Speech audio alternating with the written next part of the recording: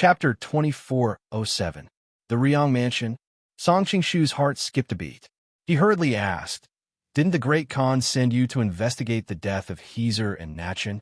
The cause of death can't be found out in a short time. The cause of their deaths is so strange that I have no clue at all. I don't know how to report it." Naya smiled bitterly. "At the same time, I also have the task of monitoring the Ryong Mansion. Because of Song Qingshu, I am worried that there will be some changes in the mansion." Song Qingshu rolled his eyes and said, "Anyway, it's on the way back. Why don't I help you check the Ryong Mansion? You can focus on the cause of death of Nachin and the others.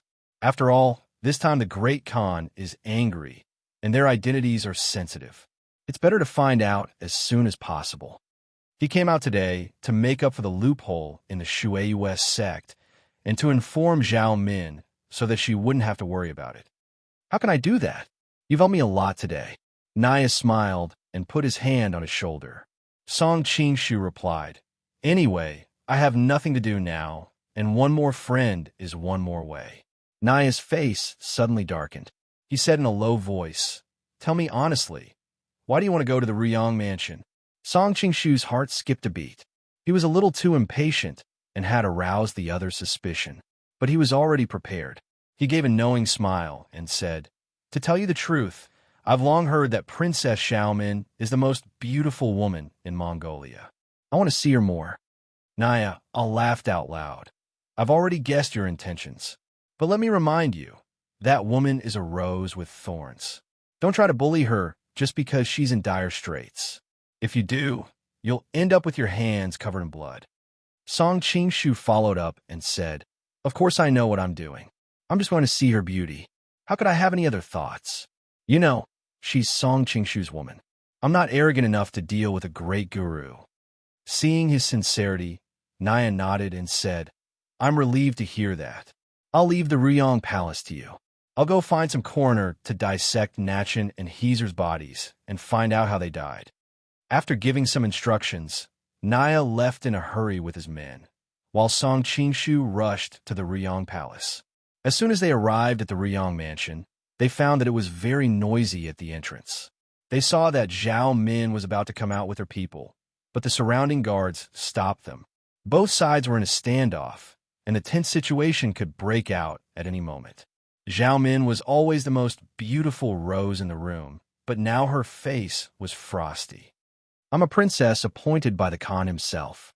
Am I not allowed to go out now? Are you treating me like a criminal or something?" Up until now, the cause of Prince Ryong's death had been said to be an accident and had nothing to do with Temujin. Temujin had even publicly rewarded Zhao Min and other members of the Ryong Palace in order to pacify the other neutral forces in the court. As for being under house arrest in the Ryong Palace, that was because Zhao Min and Temujin had a tacit understanding. Zhao Min stayed at home every day to show that she knew her place and did not give the other side any excuse to make trouble. With her cooperation, Temujin found it difficult to deal with her, so he could only secretly send people to keep an eye on her. Both sides knew that this was house arrest, but the officials did not admit it, and Temujin would not issue a decree to leave any evidence. So now that Zhao Min wanted to go out, it was reasonable to say that these people had no right to stop her. But everyone knew what Temujin was thinking and did not dare to let her go. So they could not stop her, but they could not let her go either. The two sides were in a stalemate. The people who were keeping an eye on the Ryong Palace came out one after another. The leader kept trying to persuade her, but Zhao Min did not stop at all. She walked straight out with a cold face. She walked at the very front, and because she was a woman, the others did not know whether to step back or touch her. Seeing that the other side was about to break through the last line of defense, the person in charge of keeping an eye on her finally pulled out his sword. "Princess, if you don't go back, don't blame us for being merciless." Zhao Min laughed coldly. "I'd like to see how merciless you can be." As soon as she finished speaking, the archers behind her all drew their bows and nocked their arrows. The other people's expressions changed drastically. Although these archers were few in number, they were famous, godly archers. If they really let them shoot, who knew how many people would die in the battlefield? Seeing that the two sides were about to start fighting, Song Qingshu hurried over. Everyone stopped. What happened? When Zhao Min saw him, she was surprised at first, then a hint of surprise appeared on her face. But in a flash, she returned to normal. Song Qingshu was secretly impressed. Her acting skills were superb. The people sent by Naya ran to the people guarding the Ryong Palace to explain his identity. Now he was in charge of this place. Where are you going, princess? Song Qingshu asked with a smile. Zhao Min snorted. Do I need to tell you where I go? Song Qingshu replied. You are a noble princess. Of course, you don't need to tell us. But the city is not peaceful these days. Many rebels have been looting. The Great Khan specially ordered us to protect you, princess, in case you are hurt by the rebels. Who are the rebels you mentioned? Zhao Min looked at him carefully. Song Qingshu replied. The former Golden Knife Emperor's son-in-law and some masters from the Central Plains. It is said that there is also a playboy surnamed Song. I wonder if you know him, princess. I hate playboys the most in my life. How could I know him? Zhao Min stared at him fiercely. Song Qingshu smiled embarrassedly. Unfortunately, he escaped without a trace. When the royal preceptor catches him, how about handing him over to you? Zhao Min snorted. I'm not interested in these messy things. Can I go out and buy some rouge and powder? Song Qingshu replied. Of course. But in order to protect your safety, I have to follow you. Please understand. Zhao Min sneered. Follow me if you want. Then she walked to the street with her hands clasped behind her back. The others slightly changed their expressions. Some wanted to stop her, but they thought that the superiors did not say that she was not allowed to go out. It was a solution if she could follow them. Song Qingshu took the opportunity to follow Zhao Min with his men. He went straight to Zhao Min's side and said, Princess, if you lack any rouge or face powder, why don't you just ask the servants to send it over? There's no need to trouble yourself to go there. Women enjoy the process of buying, can't they? Zhao Min rolled her eyes. She frowned at the warriors behind her. Why are you following me so closely? Are you going to escort a criminal? Song Qingshu took the opportunity to wave his hand at them, indicating that they should stay away and that he would stay by her side. The others knew that he knew martial arts, so they did not say anything. Seeing that the people had walked away, Song Qingshu said, If I didn't come just now, you would have fought with them. How would you deal with it then? Zhao Min said matter-of-factly, My man is in trouble, and I'm not allowed to mess around a bit? Even if Temujin knew, he wouldn't do anything to me. Song Qingshu knew that she was very familiar with the way the Mongolians handled things. She must have a firm grasp of Temujin's mentality. But what moved him even more was the way she addressed him. Min, Zhao Min spat. Don't call me that. It's a bit uncomfortable. Song Qingshu also knew that the appearance of the Shuiwei clan was a bit vulgar. He smiled awkwardly. Then I'll find a chance to come find you at your place. You mustn't. Zhao Min hurriedly stopped him. Recently, there have been more and more warriors stationed at my place. It's obvious that they are guarding against you coming to find me. With that kind of defense, no matter how skilled you are, it will be difficult to completely avoid them. You can't take the risk. By the way, how are your injuries? Song Qingshu replied, Don't worry. Although there is still some time before I fully recover, I can at least protect myself. How did you recover so quickly? Zhao Min showed a puzzled expression. Last night, 3 grandmasters surrounded you. I heard that you used the art of blood ignition. You shouldn't have recovered so quickly. If she hadn't known that a situation was critical, she wouldn't have lost her composure today. Yesterday, I found someone to treat my injuries. Song Qingshu was a bit embarrassed. Avoiding the important points, he told her what happened at Yaluan's place last night. He mainly emphasized that someone was secretly targeting Yaluan, and he happened to run into them. Zhao Min was smart and immediately understood what was going on. So you were hiding in her room the whole night. No wonder they couldn't find you. You were injured by Temujin, but you used his granddaughter-in-law to treat your injuries. You're really something. Chapter 24:08. Why did you use the word use? It sounds weird. Song Qingshu smiled awkwardly. Zhao Min rolled her eyes at him. Are you saying you didn't use her? Song Qingshu was a bit embarrassed and tried to explain. I helped her cure the poison, and she helped me heal. We both took what we needed. There's nothing else. Why are you in such a hurry? I'm not blaming you. Zhao Min joked. Besides, it's not like you don't know the hatred between my family and Temujin. You made his grandson a cuckold, and I'll only applaud you for helping us vent our anger. I can't wait for you to make a few more cuckolds for his family. Why would I blame you? Song Qingshu didn't know if she was telling the truth or lying, so he wisely didn't respond. Zhao Min talked to herself for a while. Seeing that he didn't respond, she got bored and changed the topic. Why did you take such a big risk to save Guojing? Is it because of his beautiful wife again? Song Qingshu's expression turned serious. It's fine if I didn't know about it, but if I did, how could I just stand by and watch? Guojing is a hero that everyone respects.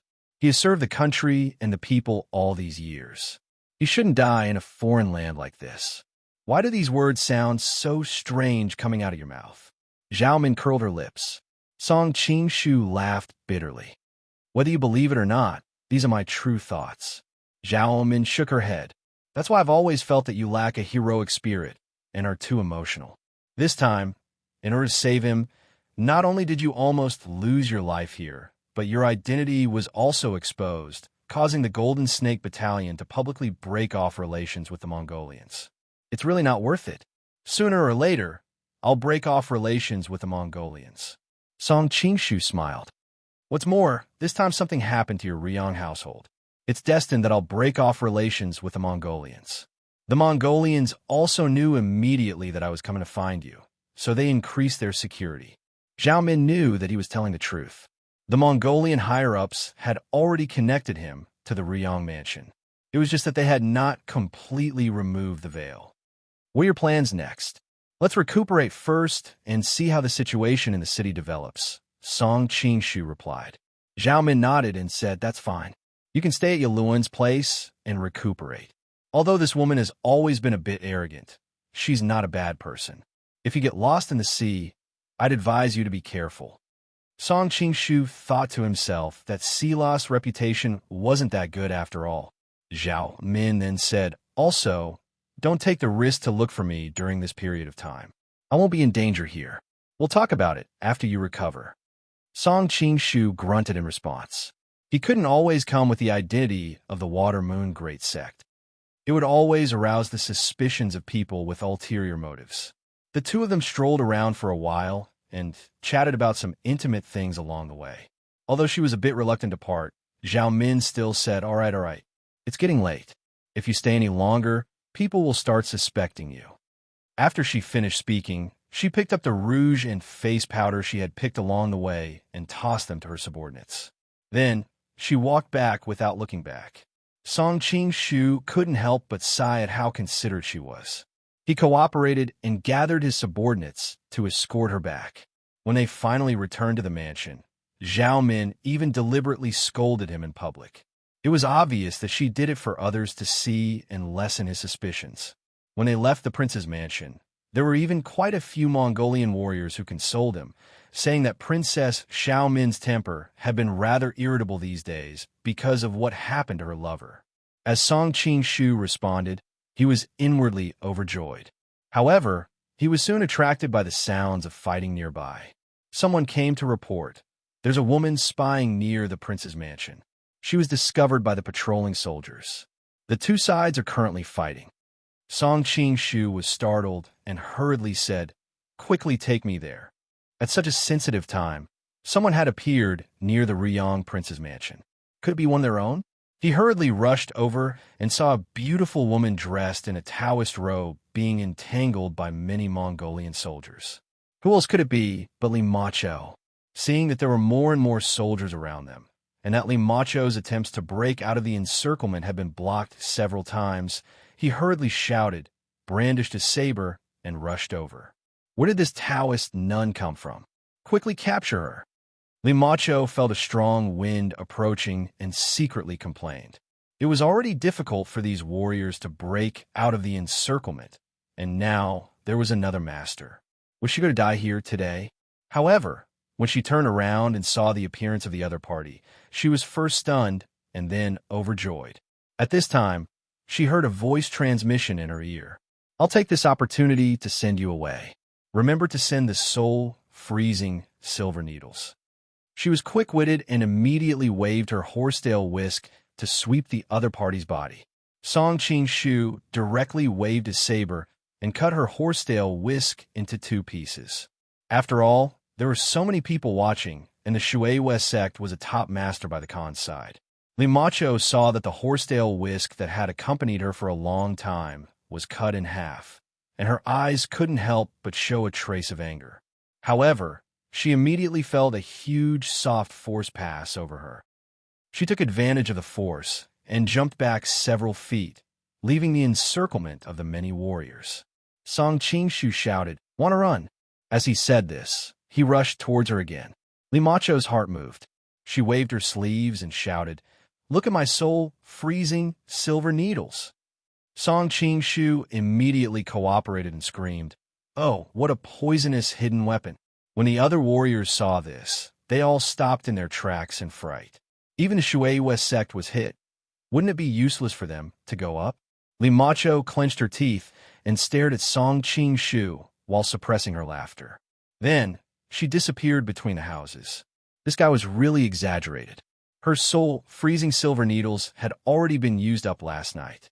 Otherwise, she wouldn't have fallen into a bitter battle and been unable to break through. Song Qing-shu stayed in the same place to meditate and pretend to expel the poison. After a long time, he shot a needle into a nearby wall with his internal force. Then he made an expression as if wiping cold sweat. This woman's hidden weapon is very vicious. It's simply fatal. If it weren't for my profound internal force, I'm afraid I would have been hit by it. He had all kinds of medicine and silver needles on him, so he could conveniently find the guy who impersonated her. Some people who had experienced yesterday's pursuit also took the opportunity to describe the scene of Li Macho's attack and the sudden death of a large number of soldiers. Hearing this, the surrounding people all sucked in a breath of cold air. Song Qing-shu thought to himself that the Scarlet Serpent deity was indeed a terrifying existence wherever she went. He casually said a few words to these Mongolian warriors and then left with the excuse of going back to recuperate. After walking a few blocks, he was wandering around when suddenly a sweet and soft voice came from behind him. "Are you looking for me?" Song Qing-shu turned around and saw a beautiful Taoist nun standing in a corner not far away. He recalled her graceful figure during the battle just now. Even the slightly loose Taoist robe couldn't hide her slender and soft waist. "What are you looking at?" Li Macho noticed his gaze and said with some dissatisfaction. Song Qing-shu said with a smile, "I was just thinking that your voice sounds like a young girl. I don't know how you took care of yourself all these years. You're taking advantage of me?" Li Macho was furious. She took out her horsetail whisk and was about to make a move. However, she immediately found that the horsetail whisk had been cut in half. She couldn't help but become even more furious. "You can't beat me in a fight. Do you really want to have physical contact with me?" Song Qing-shu often criticized his habit of flirting, but he always couldn't control it. Li Macho's face was as cold as ice. "If it was in the past, I naturally wouldn't be able to beat you. However, you were seriously injured last night. It's not certain now." After saying this, her white jade-like palm struck towards him with a gust of wind. Chapter 2409. Song Qing-shu was startled. He didn't expect that she would really hit him, so he hurriedly raised his hands to block. Li Macho's face was livid. She had been in Jianghu for so many years, but no one dared to flirt with her like this. Those who were more powerful than her were usually older, so they wouldn't say anything frivolous. Most of the younger ones couldn't beat her, so they didn't dare to talk nonsense. Only this guy always flirted with her. His martial arts were far better than hers, so she didn't hold back at all. Unexpectedly, he couldn't resist and was hit in the chest by her palm. Song Qing-shu screamed and leaned against the wall, coughing violently. It seemed that he coughed out something red, like blood. Li Macho couldn't help but turn pale. She hurriedly went to check on him. "How are you?" "I didn't mean to. I didn't know you were hurt so badly." Hearing that her panicked voice was faintly tearful, Song Qing-shu secretly showed a cunning smile. He pretended to be weak and said, "Try being attacked by 3 great grandmasters. It's good enough that you can stay alive. How can you not be hurt badly? I heard that you used the burning blood technique. It's all my fault. I shouldn't have attacked you. Li Macho thought of Ren Yingying's weak appearance in Lin, and then knew that the burning blood technique had a great negative effect. She was suddenly full of guilt. It's okay. I won't die. Song Qingshu waved his hand very generously. Let's leave here first in case the patrolling Mongolian soldiers find us. Li Macho nodded. Noticing that he was in pain, she hesitated for a moment and walked over to hold his arm. Let me help you. Feeling her soft body, Song Qingshu couldn't help but be stunned. He didn't expect that there would be such a benefit. Of course, he didn't hesitate and leaned half of his body on her. Li Macho frowned slightly and subconsciously gasped, but she didn't say anything. She just quietly helped him to leave. Song Qingshu thought of business and hurriedly asked, Did you escape yesterday? Li Macho shook her head.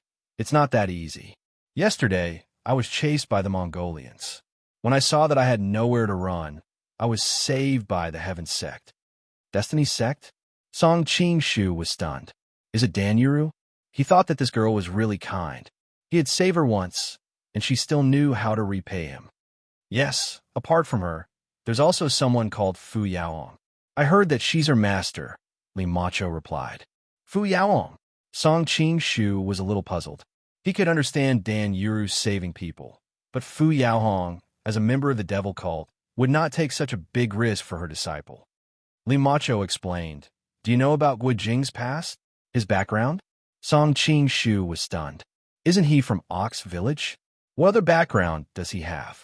Li Macho also said in a rather surprised tone, He's the descendant of the Zhou Emperor, Chairong. He's from the same branch as the fifth prince, Chai Shirang. She told him everything she heard last night. Song Qingshu's expression was very interesting. He never thought that Guijing would be related to the Chai family. This descendant of the Chai family was really full of tricks and had all kinds of identities. But when he thought of all the things that happened in Linen, he felt a little relieved. No wonder Zhao Go was not willing to let Guijing take over the imperial army. Guijing has been guarding Xiangyang all these years. What a great reputation. I never thought that he was protecting the country for his enemy. Li Macho's tone was a little gloating. After all, she was of the evil path in Jianghu, and the other party was of the righteous path. They were born to be enemies. Song Qingshu was also a little worried for Guijing. This kind of thing would negate the first half of his life. If he did not think it through, his love for the world would conflict with his hatred for his country. He could very well become as crazy as the evil king, Shi Xuan. But Guijing had always been determined. He should be able to walk out of it. They passed by a house and saw clothes hanging outside. Song Qingshu said to Li Macho, We've been searching for you the whole time. Your clothes are a little eye-catching. Why don't you change? Li Macho hesitated for a while and finally nodded. She was not someone who did not know how to adapt. Otherwise, she would not have survived in the dangerous Jianghu until now. The two of them snuck into the yard. Song Qingshu said, You can change here. There's no one in the house now. Do it here? Li Macho was shocked. Song Qingshu smiled and turned his back. Don't worry. I won't peek. Besides, you can't be naked under your clothes. Shut up. Li Macho's face was a little red. She held the Mongolian clothes in her hand and was a little hesitant. After a long time, she looked at his back and said, If you dare to turn around, I'll dig your eyes out even if I have to offend Miss Ren. It seems that you have a good relationship with Yingying. Song Qingshu said with a smile. Miss Ren is a very good person. Whether in Blackwood Cliff or in Lin, she has taken care of me a lot. Li Macho's answer was mixed with the rustling sound of changing clothes. Song Qingshu sighed that Yingying really had a very charming personality. Everyone around her liked her. In the end, you are still my sister-in-law. Even without Yingying, you don't have to be so heavy on me. In order to dissolve the awkward atmosphere, Song Qingshu said with a smile, You still have the nerve to mention this. I don't know what possessed Junior's sister to fall in love with you. In my opinion, she is not as good as that brat Yonghua. At least he is loyal. Li Macho's tone seemed to be full of resentment. Song Qingshu was speechless for a moment. He had a bad mouth and touched a sore spot. He said, You may not believe it, but in fact, I am also very loyal. What are you loyal about? Limacho thought that a person like him still kept saying that he was loyal. It was really shameless. Song Qingshu replied, I have always liked beautiful girls. In this aspect, I'm quite loyal. Limacho, have you changed your clothes? Seeing that she did not speak, Song Qingshu asked. Yes. Limacho replied coldly. Obviously, she was still holding a grudge against his words.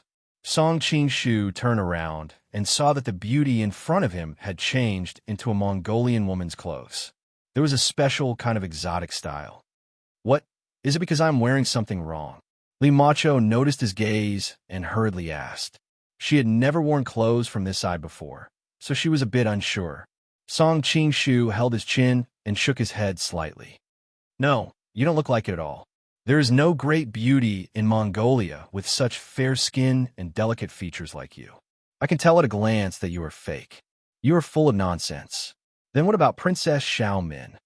Even though Limacho knew that he was deliberately flattering her, she could not help but feel happy. Which woman in the world did not like to be flattered? Song Qingshu was speechless again. Could he still have a pleasant conversation? He had no choice but to change the topic. By the way, I always thought that you had returned to the Central Plains. Did you save our man and Li Wenxiu? Limacho grunted and helped him out of the courtyard. I'll let them return to the tribe first. I was worried that something might have happened here, so I came to take a look. Don't think too much. I only promised Miss Run, so I naturally have to fulfill my promise. Song Qingshu's face was full of smiles. Don't worry, I won't think too much. Limacho's face was slightly red. Looking at her up close, her skin was still as delicate and white as a young girl's, without a trace of impurity. Just like that, the two of them arrived at her hiding place. As soon as they entered the door, they heard a shout from inside. Oh no, Qigong is vomiting blood again. Song Qingshu was stunned and hurriedly rushed in. Limacho watched from behind in a daze.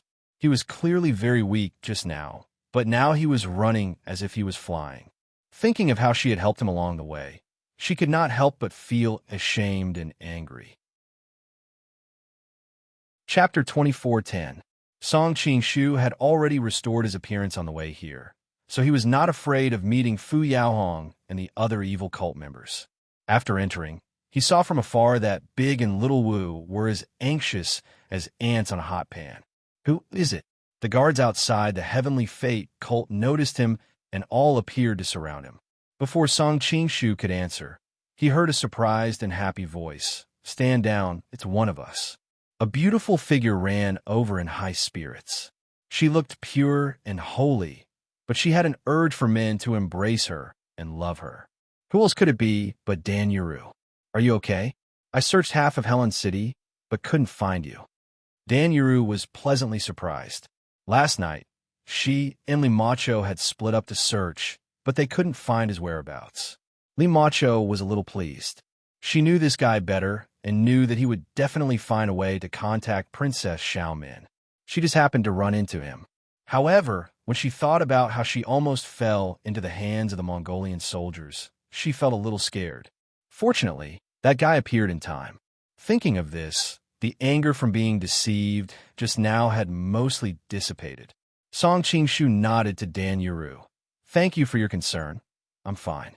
What happened inside? Come with me, Dan Yuru explained as she led him. Hong Qigong's injury seems to be a little troublesome. No matter how I treat him, I can't control the injury. It's getting worse. I'm afraid he won't make it. Song Qingshu's expression also became serious. How could it be so simple to be injured by a great grandmaster? Big Brother Song. At this time, Little Wu, who was running around, saw him first and shouted in surprise. The others also turned their heads. When they saw Song Qingshu's appearance, they all revealed looks of surprise.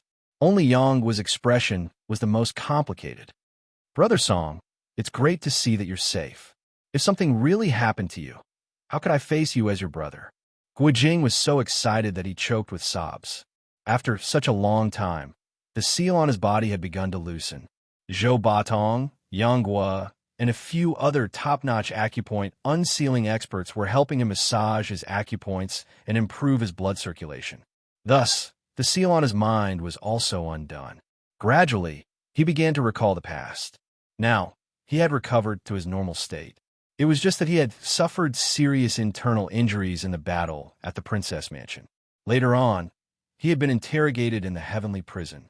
His internal and external injuries were added together. Fortunately, he had a strong body, so he was able to hold on. Brother Gua, it's good that you're fine. Song Qingshu heaved a sigh of relief after confirming that he was fine. Although the injuries on his body were not light, they would recover in time.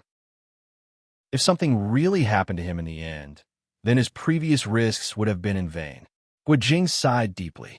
I'm fine, but my master, he saw Hong Qigong and Zhou Badong sitting on the bed, one in front of the other. Even though Zhou Badong had been channeling his internal energy to Hong Qigong to heal him, Hong Qigong's face was as pale as paper. His breathing was shallow, and there were a few bloodstains on the corners of his mouth and beard. Yang Gua saw that Zhou Badong's forehead was covered in sweat, and that his hair had lost its usual luster. Old urchin, you're tired. Let me take over. Zhou Badong shook his head like a rattle drum. I could still hold on. I came here with the old beggar, and I want to go back with him. Zhou Badong, who had always been frivolous, had a serious expression on his face. It was obvious that Hong Qigong's condition was not optimistic. Let me take a look. Song Qingshu sat down by the bed and reached out to check Hong Qigong's pulse. His eyebrows immediately furrowed. What's wrong? Seeing his expression, Gua Jing's heart trembled. He hurriedly asked. Zhou Badong and Yang Gua also looked over at him. Temujin's internal energy is formed from mountains of corpses and seas of blood, Song Qingshu answered as he checked. It has an overbearing, murderous aura, which has a natural suppressive effect on other people's internal energy. Qigong was injured by him yesterday, and his murderous aura has already entered his body. Last night, he was busy running around and didn't have time to treat his injuries. Now it has completely invaded his meridians and internal organs. I'm afraid. Little Song, even you can't save him? Zhou Badong was anxious. The old urchin has never admired anyone in his life. My fellow disciple is one, and you are the other. You're so young, yet you've reached such a high level of kung fu. You must help save the old beggar. Hong Qigong slowly opened his eyes and said weakly, Life and death are decreed by fate. This old beggar has lived for so long and has enjoyed so much. Dying is no big deal. My only regret is that I will never be able to eat the centipede meat from the top of Mount Hua again. His eyes were full of loneliness as he spoke. Song Qingshu couldn't help but sigh at the depth of this glutton's obsession. Seeing that the atmosphere was heavy, he took out a red pill and said, This is the 9 turns bear snake pill of the Xiaoyao sect. It has the effect of bringing the dead back to life. Quickly, Qigong, take it. Hong Qigong was a little hesitant at first, but Zhou Badong took the pill and stuffed it into his mouth. Hong Qigong coughed a few times, but the pill was already in his stomach. He had no choice but to say to Song Qingshu, I've long heard of the Xiaoyao sect's famous medicine. I owe you another life. Song Qingshu shook his head. You're exaggerating. Besides, this pill can only temporarily prolong his life. It's not a permanent cure. Of course, if we can find Reverend Yiding and ask him to use the solitary sun finger, he might be able to recover. Hong Qigong didn't even think about it. Every time Emperor Duan uses the solitary sun finger to save someone, he won't be able to use his internal energy for 5 years. How can I be so ungrateful as to ask him for help? Zhou Badong was so anxious that he scratched his ears and cheeks. If it were someone else, he could use more internal energy to make up for it. But Emperor Duan was the person he didn't dare to see the most in the world, so he couldn't bring himself to ask him for help. Yang Gua said, If it's too much for one person with me, Uncle Gua, and the old urchin helping him, maybe Reverend Yiding won't have to use so much internal energy. Yes, Gua Jing agreed. Besides, the 90 manual is very helpful for healing and restoring internal energy. Reverend Yiding won't have to use as much internal energy as before. Hong Qigong still shook his head. You don't have to persuade me. We're not young anymore, And it's not an exaggeration to say that we're in the twilight of our lives. If something happens to Emperor Duan because of this, I'll be too ashamed to show my face again. Seeing that Hong Qigong was so determined, the others didn't try to persuade him anymore. Guijing turned to Song Qing-shu and asked, "Brother Song, do you have any ideas?" Song Qing-shu looked embarrassed. "If I weren't injured, I could find a way to help you dissolve the internal energy. But I was seriously injured last night, and I even used the burning blood technique. I'm afraid I won't be able to recover in a short time, so there's nothing I can do." Guo Jing's tone was full of self-blame and dejection. "It's all my fault. Not only did I cause you to be seriously injured, but I also caused Master to become like this." Hong Qigong laughed and scolded. "Silly boy, what are you talking about? It's my duty to save you. If I were in danger, wouldn't you have done the same?" Brother Qing-shu, on the other hand, has suffered a great loss. He became a great grandmaster at such a young age, and I don't know if this injury will affect his foundation. Song Qing-shu also said, "There's no need to be like this, Brother Guo. Anyone would have helped in such a situation, and Qigong might still be saved." "I have an idea." "Really?" Everyone in the room looked at him. "But I don't know if Qigong is willing," Song Qing-shu continued. "In the end, Temujin's evil energy has invaded your internal organs and meridians, and because it's entangled with your internal energy, it can't be separated. The sect of sun-moons, absorbing stars, has a miraculous effect of expelling foreign internal energy from a body. If you learn the absorbing stars, you should be able to expel the evil energy from your body. But if you do so, I'm afraid your cultivation will be reduced to nothing." The room fell silent. In the martial arts world, martial arts were the foundation of a person's life.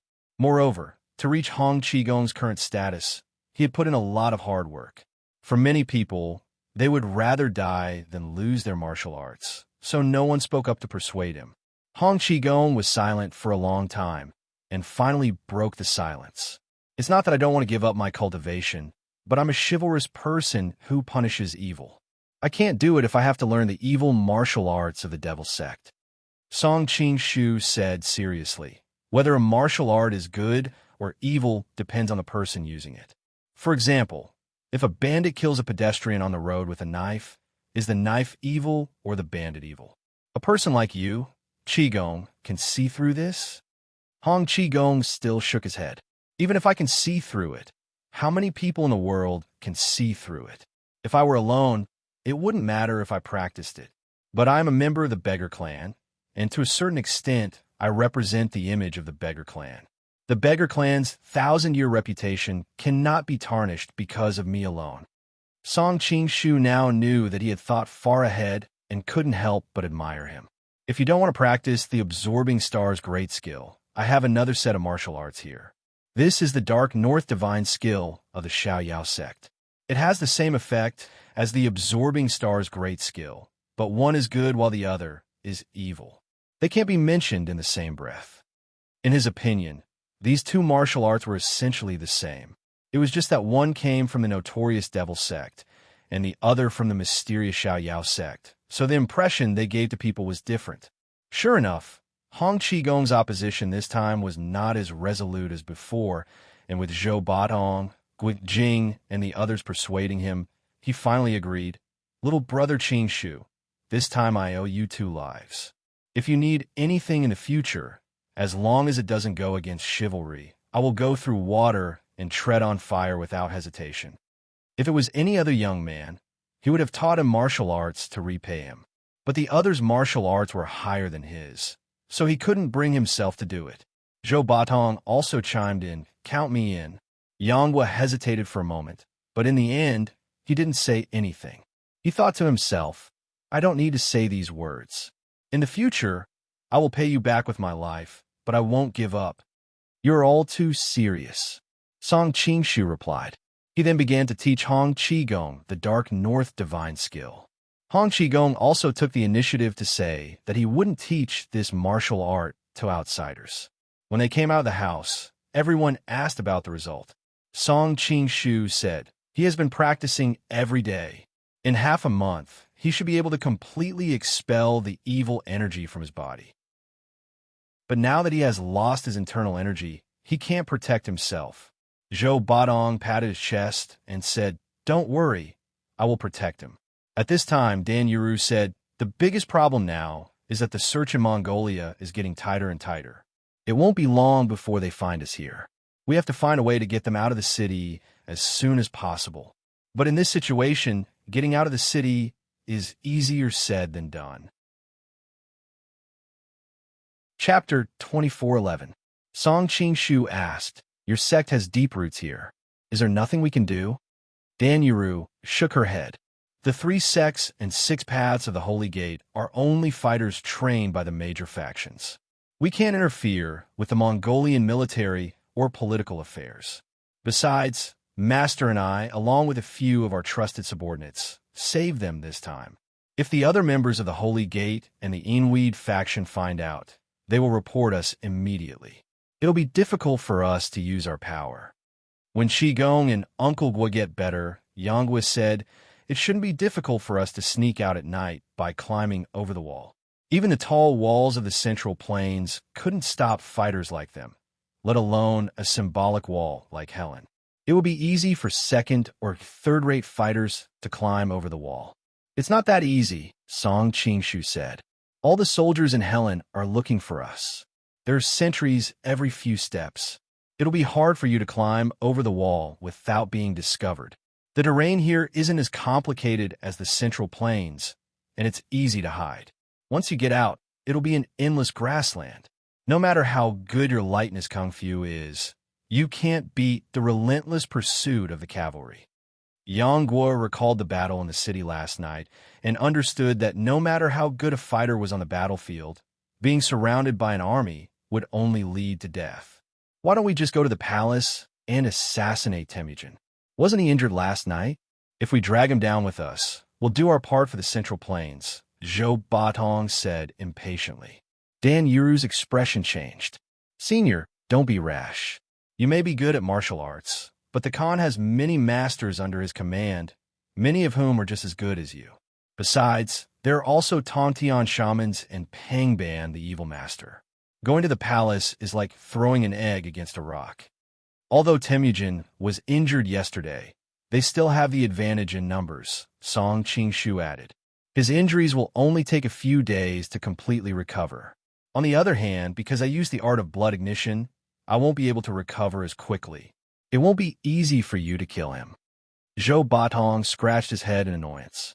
"I can't do this, I can't do that. I hate thinking about these things. If only Rong was here, she would have a way." When Guojing heard him mention Huang Rong, a smile appeared on his face.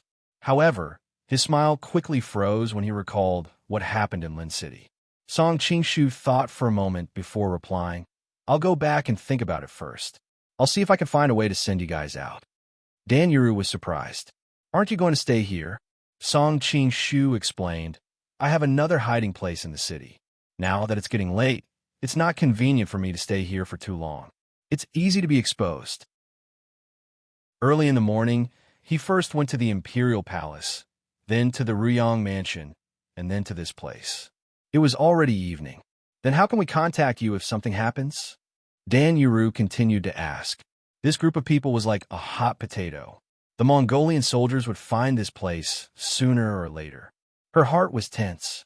Song Qingshu thought of the shop that he and Zhao Min had visited before and answered, "There's a cosmetic shop in the city owned by a merchant from the western regions.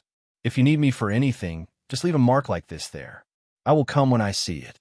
Dan Yuru memorized the mark and nodded slightly. After settling everything here, Song Qingshu was about to leave. He had only taken a few steps when Guojing caught up to him. "Brother Song," seeing him blushing and stuttering, Song Qingshu smiled and said, "Brother Gua, you want to ask about Princess Huazheng, right?" Guojing looked embarrassed. "I've embarrassed myself in front of you, Brother Song. I'm ashamed to talk about what happened this time. Although it's because I lost my memory, I still owe Rome."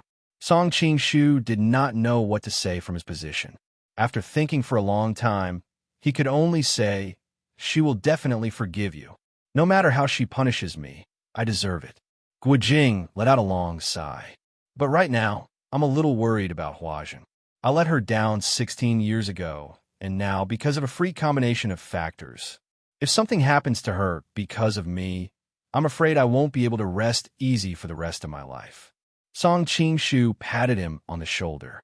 Don't worry, Huazheng is Temujin's most beloved daughter. As the saying goes, even a tiger will not eat its cubs. She should not be in any danger. From the current news, she is only under house arrest. Right now, I'm afraid she is most worried about you. I'm just afraid that she will do something irrational because she is too worried, and that the Khan will have no choice but to punish her. Guijing knew the Mongolians very well and knew that they were not united. Then I'll find a chance to let her know that you are safe, Song Qing-shu replied. Guijing was pleasantly surprised. Thank you so much for being able to let her know. He couldn't help but sigh at how resourceful the other party was to be able to get in touch with Huazheng. Song Qing-shu comforted him a little. After saying goodbye, Li Macho appeared in front of him. I don't want to stay with them. Song Qing-shu was a little embarrassed. But my hiding place is not convenient for you to go with me. Li Macho was furious. Who said I want to stay with you? Can I find my own place? Song Qing-shu laughed to himself.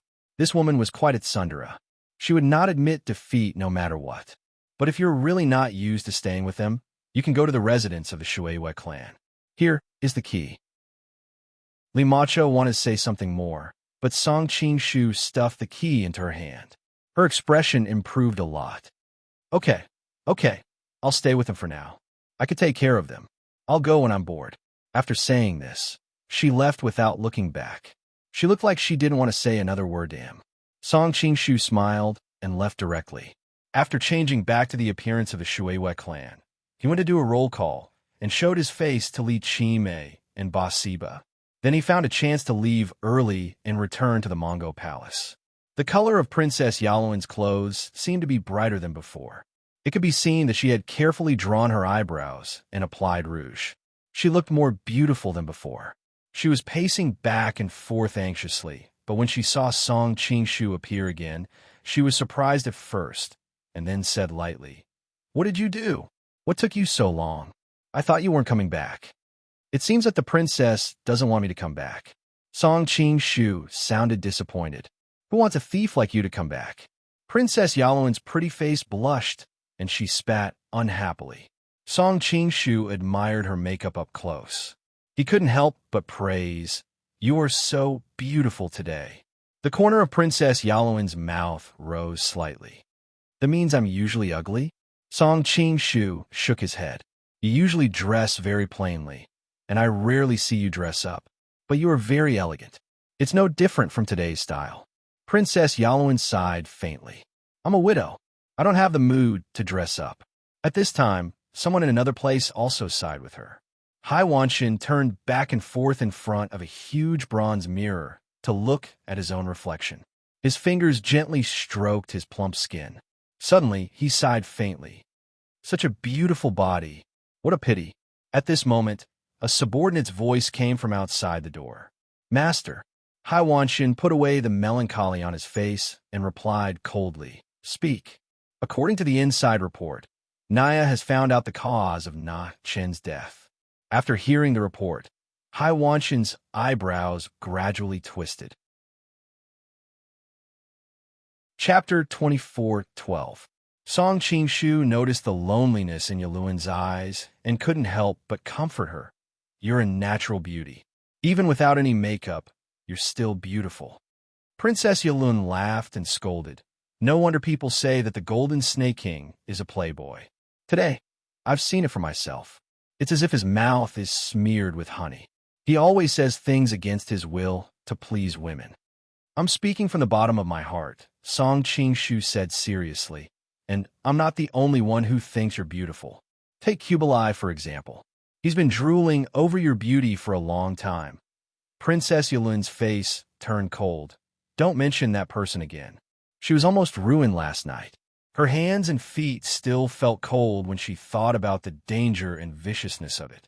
Song Qing-shu continued. Even if we don't talk about him, there are other admirers of you. Ho Shibai, for example. He looks at you as if he wants to eat you alive. Princess Yaluan frowned.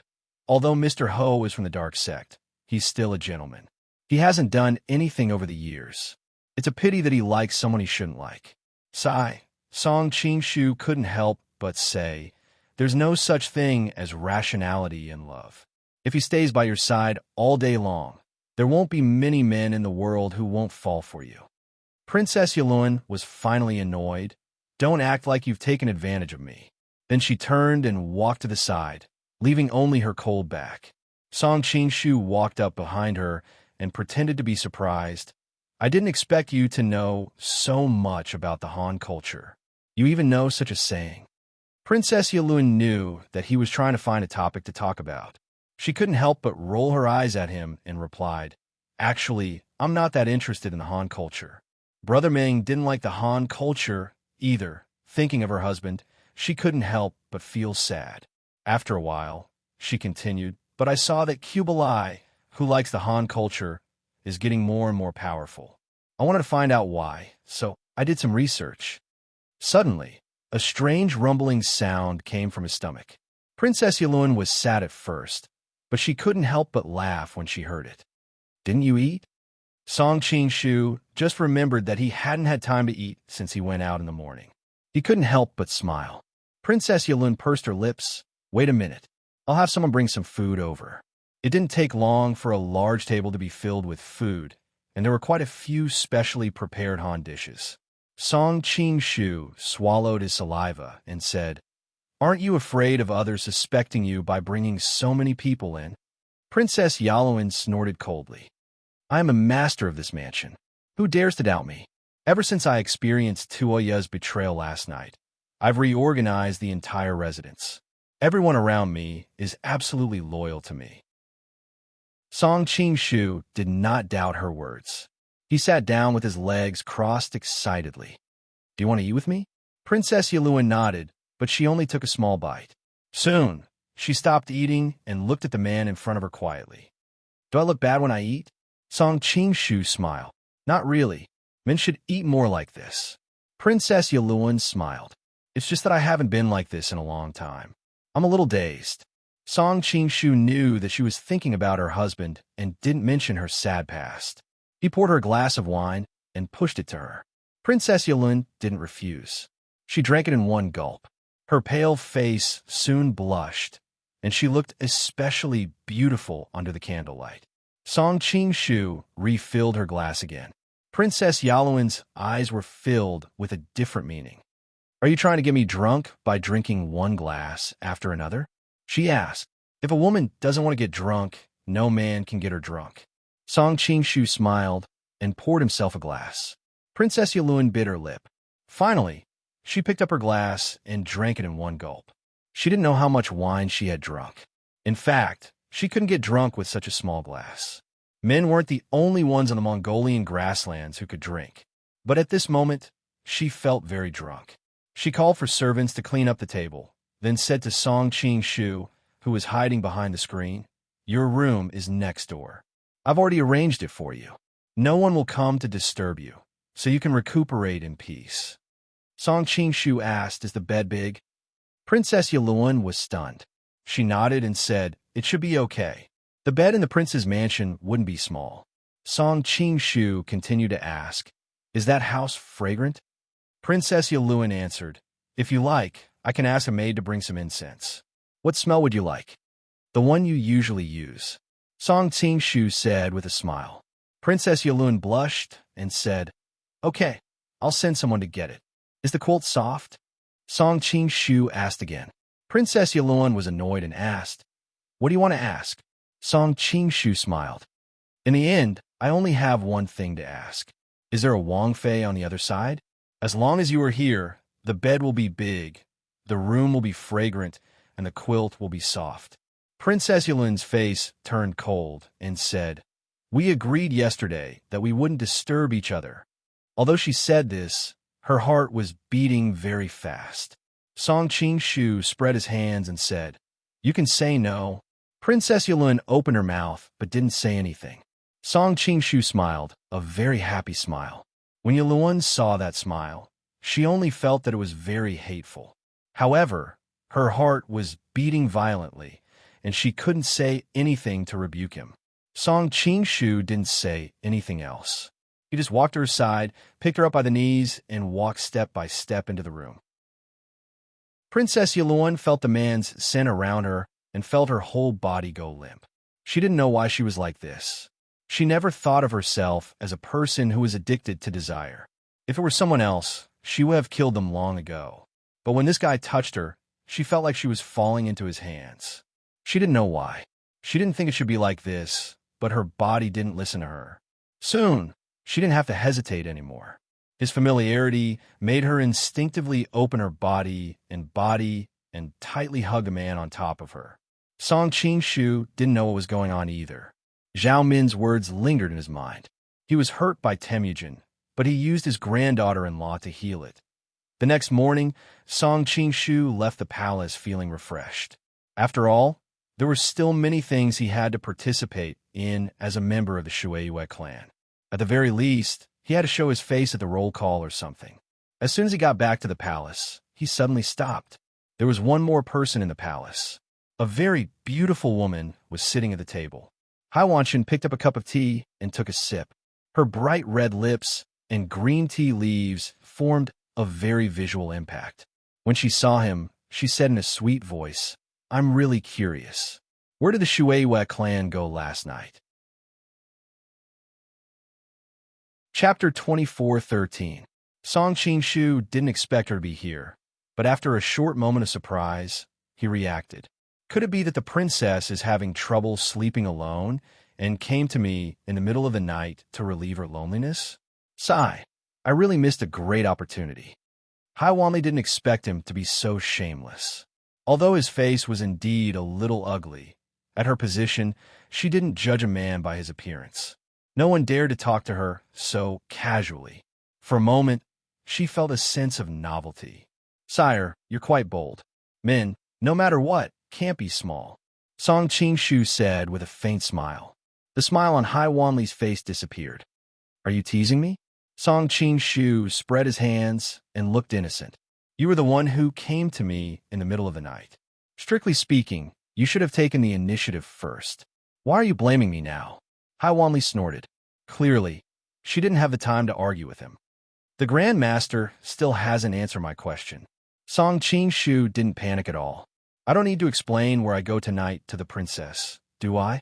Haiwanshan stared at him for a long time before he smiled and said, "That's true. Everyone has their own secrets, so I won't pursue it. However, seeing that I've waited here for you for an entire night, shouldn't you compensate me?" Song Qing eyes fell on her plump figure, and he smiled. "Of course I should compensate you. Can't I repay you with my body?" "Bah!" Haiwanli spat. In the end, she couldn't take it anymore. Usually, she was the one teasing him. She didn't expect the tables to turn today. "I came to you this time because I want you to do something for me." Song Qing was surprised. The princess has many capable people under her command. I think that Shadow Assassin is quite skilled. Why did you come to me? Isn't the Grand Master asking the obvious? Haiwanli rolled her eyes. "There are some things that my people can't do. So you want me to take the blame?" Song Qing snorted. Haiwanshan walked over with a smile. "You're as cunning as a fox. Even if you do something wrong, you definitely won't take the blame. But why should I help you?" Song Qing sat cross-legged in front of the table, looking indifferent. Haiwanli walked to his back and gently massaged his shoulders. "According to the rules of our cooperation, you can also make a request of me after this." Song Qing secretly sneered when he heard her deliberately speaking in such a delicate tone. "Any request?" Siwander leaned close to his ear and exhaled a warm breath. "You're such a jerk. You must be imagining all kinds of things in your head." Song Qing answered. Any man who sees Wang Fei like this would not be able to stop his imagination from running wild. "But you're not an ordinary man." Haiwanli's fingertips gently slid across his chest. "Although you deliberately pretend to be attracted to me, I don't see any desire in your eyes." Song Qing couldn't help laughing. "You can even see that?" "Of course." Haiwanli raised his eyebrows, obviously a little proud. "Over the years, I've seen too many men who look decent on the surface, but are actually thieves and prostitutes. But this is the first time I've seen someone like you." "What am I like?" Song Qing tried to describe it. On the surface, I'm a lecher, but in fact, I'm a gentleman. Hai Wanli shook her head. On the surface, you're a lecher, but in fact, you are. Song Qing Shu. Hai Wanli had already straightened up at this time. She came to the window and looked at the sky. She said slowly, "If you help me do this, I can promise you a request that's not too much. But there will only be one chance. If I think your request is too much, I'll go back on my word. It's not too much for a woman to have some privileges in this regard, right?" Naturally, Song Qing Shu didn't think that she would really give her body to him. He replied, "I want a token to leave the city. Can you get it?" He was worried that he wouldn't be able to send Guijing and the others out safely. Now that Lin had sealed off the city, only a few people with the token could enter and leave freely. Of course, he wasn't stupid enough to ask Guijing and the others to take the token to the city gate to challenge the intelligence of the guards. They would have to disguise themselves first. "What do you want that for?" Hai Wanli was surprised. "Do you also have business in the western region?" Many of the Mongolian nobles had close relationships with the merchants. Even the Great Khan had given some of his private property to the merchants for investment. So she subconsciously thought of this. In fact, it wasn't just the Mongols. The dynasties of the Central Plains were similar. Although the whole world belonged to the emperor, the silver in the national treasury was not something that the emperor could casually use. Therefore, the emperors had their own royal businesses to make money for them. For example, in the Western Han dynasty, the emperor's business and wealth belonged to the emperor. At the end of the Eastern Han dynasty, the emperor sold his official position and nobility for his own use. In the Qing dynasty, the rich merchants in Jiangnan often borrowed money from the Ministry of Internal Affairs. Song Qing Shu was thinking about how to explain, so he replied, "You don't have to worry about that. I have my own use for it." He didn't know how many times he had heard about the foreign merchants in the western region. It seemed that the royal family was very involved in business. Thinking of this, he suddenly thought of a way to send Guijing and the others out of the city. Of course, all of this required a token to leave the city. Hai Wanli hesitated for a moment, then nodded. "Now that the city is sealed, it's hard to get a token to leave the city, but I'll think of a way to get it for you." Song Qing Shu breathed a sigh of relief. He believed that Hai Wanli was more capable than the naive Yaluan in this aspect. "What do you want me to help you with?" "Find a time to get Naya out. I'll inform you of the specific time and place later," Hai Wanli said. Song Qing Shu was startled. "You want to kill Naya?" Hai Wanli came over and gently pressed him to sit down. "Look at how excited you are. Don't worry, I'm not asking you to help me set up a killing trap. On the contrary, there's a wonderful thing waiting for him." Song Qing Shu thought to himself, "I don't believe you. No one who is targeted by a woman like you will have a good ending." Noticing the distrust in his eyes, Hai Wanli blushed. "Things are indeed a little tricky. That's why I came to you. But don't worry, I won't implicate you. After all, there are many things that I'll have to trouble you with in the future." Song Qing Shu hesitated for a moment, but still agreed. Sending them out of the city was the top priority.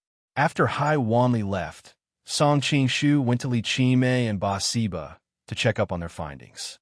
Unexpectedly, he found Naya there as well. Naya waved at him. "You came just in time. I have a question about martial arts that I want to ask them. Come and give me some advice." Song Qing Shu thought, "What time is this? You're here to ask for advice on martial arts? I didn't know that you were a martial arts fanatic." But he soon realized that he was wrong, because Naya asked, "You are all grandmasters in the field of martial arts, so you must be very knowledgeable. Do you know who in the world is good at using the slender and sharp sword, the kind that kills with one blow? Good at swordsmanship and kills with one blow?" Basiba thought for a moment and answered, "Song Qing Shu. He doesn't need a second move to deal with an ordinary person, and he is good at using the sword. The wound he makes is long and sharp, just like what you described." Chapter 24:14. Song Qing Shu almost choked on his own saliva, thinking to himself that the number of times he had been made a scapegoat had skyrocketed recently. Fortunately, he did not have to refute it himself. Naya shook his head and said, "It can't be him. That person's kung fu is not as good as his, and he used a real sword, not sword chi." Beside him, Li Qimei thought for a while and replied, "Besides Song Qing-shu, the most famous swordsman in the world is Feng Qingyang of the Huashan sect. But it is said that he fell after a battle with Dongfang Bubi, and his fellow disciple, Ling Hu Chong, received his teachings." Ling Hu Chong? Naya asked thoughtfully. Anything else?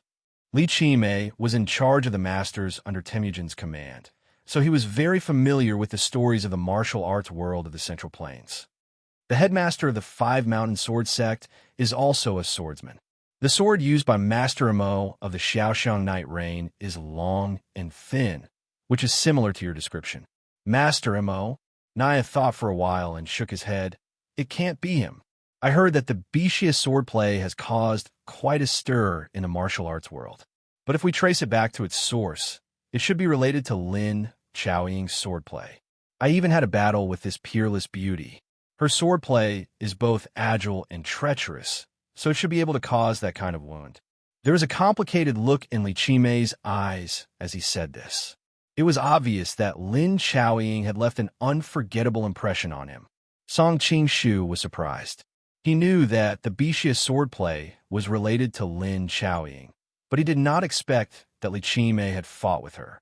Age and cultivation don't match. Naya murmured to himself. Then does she have any disciples?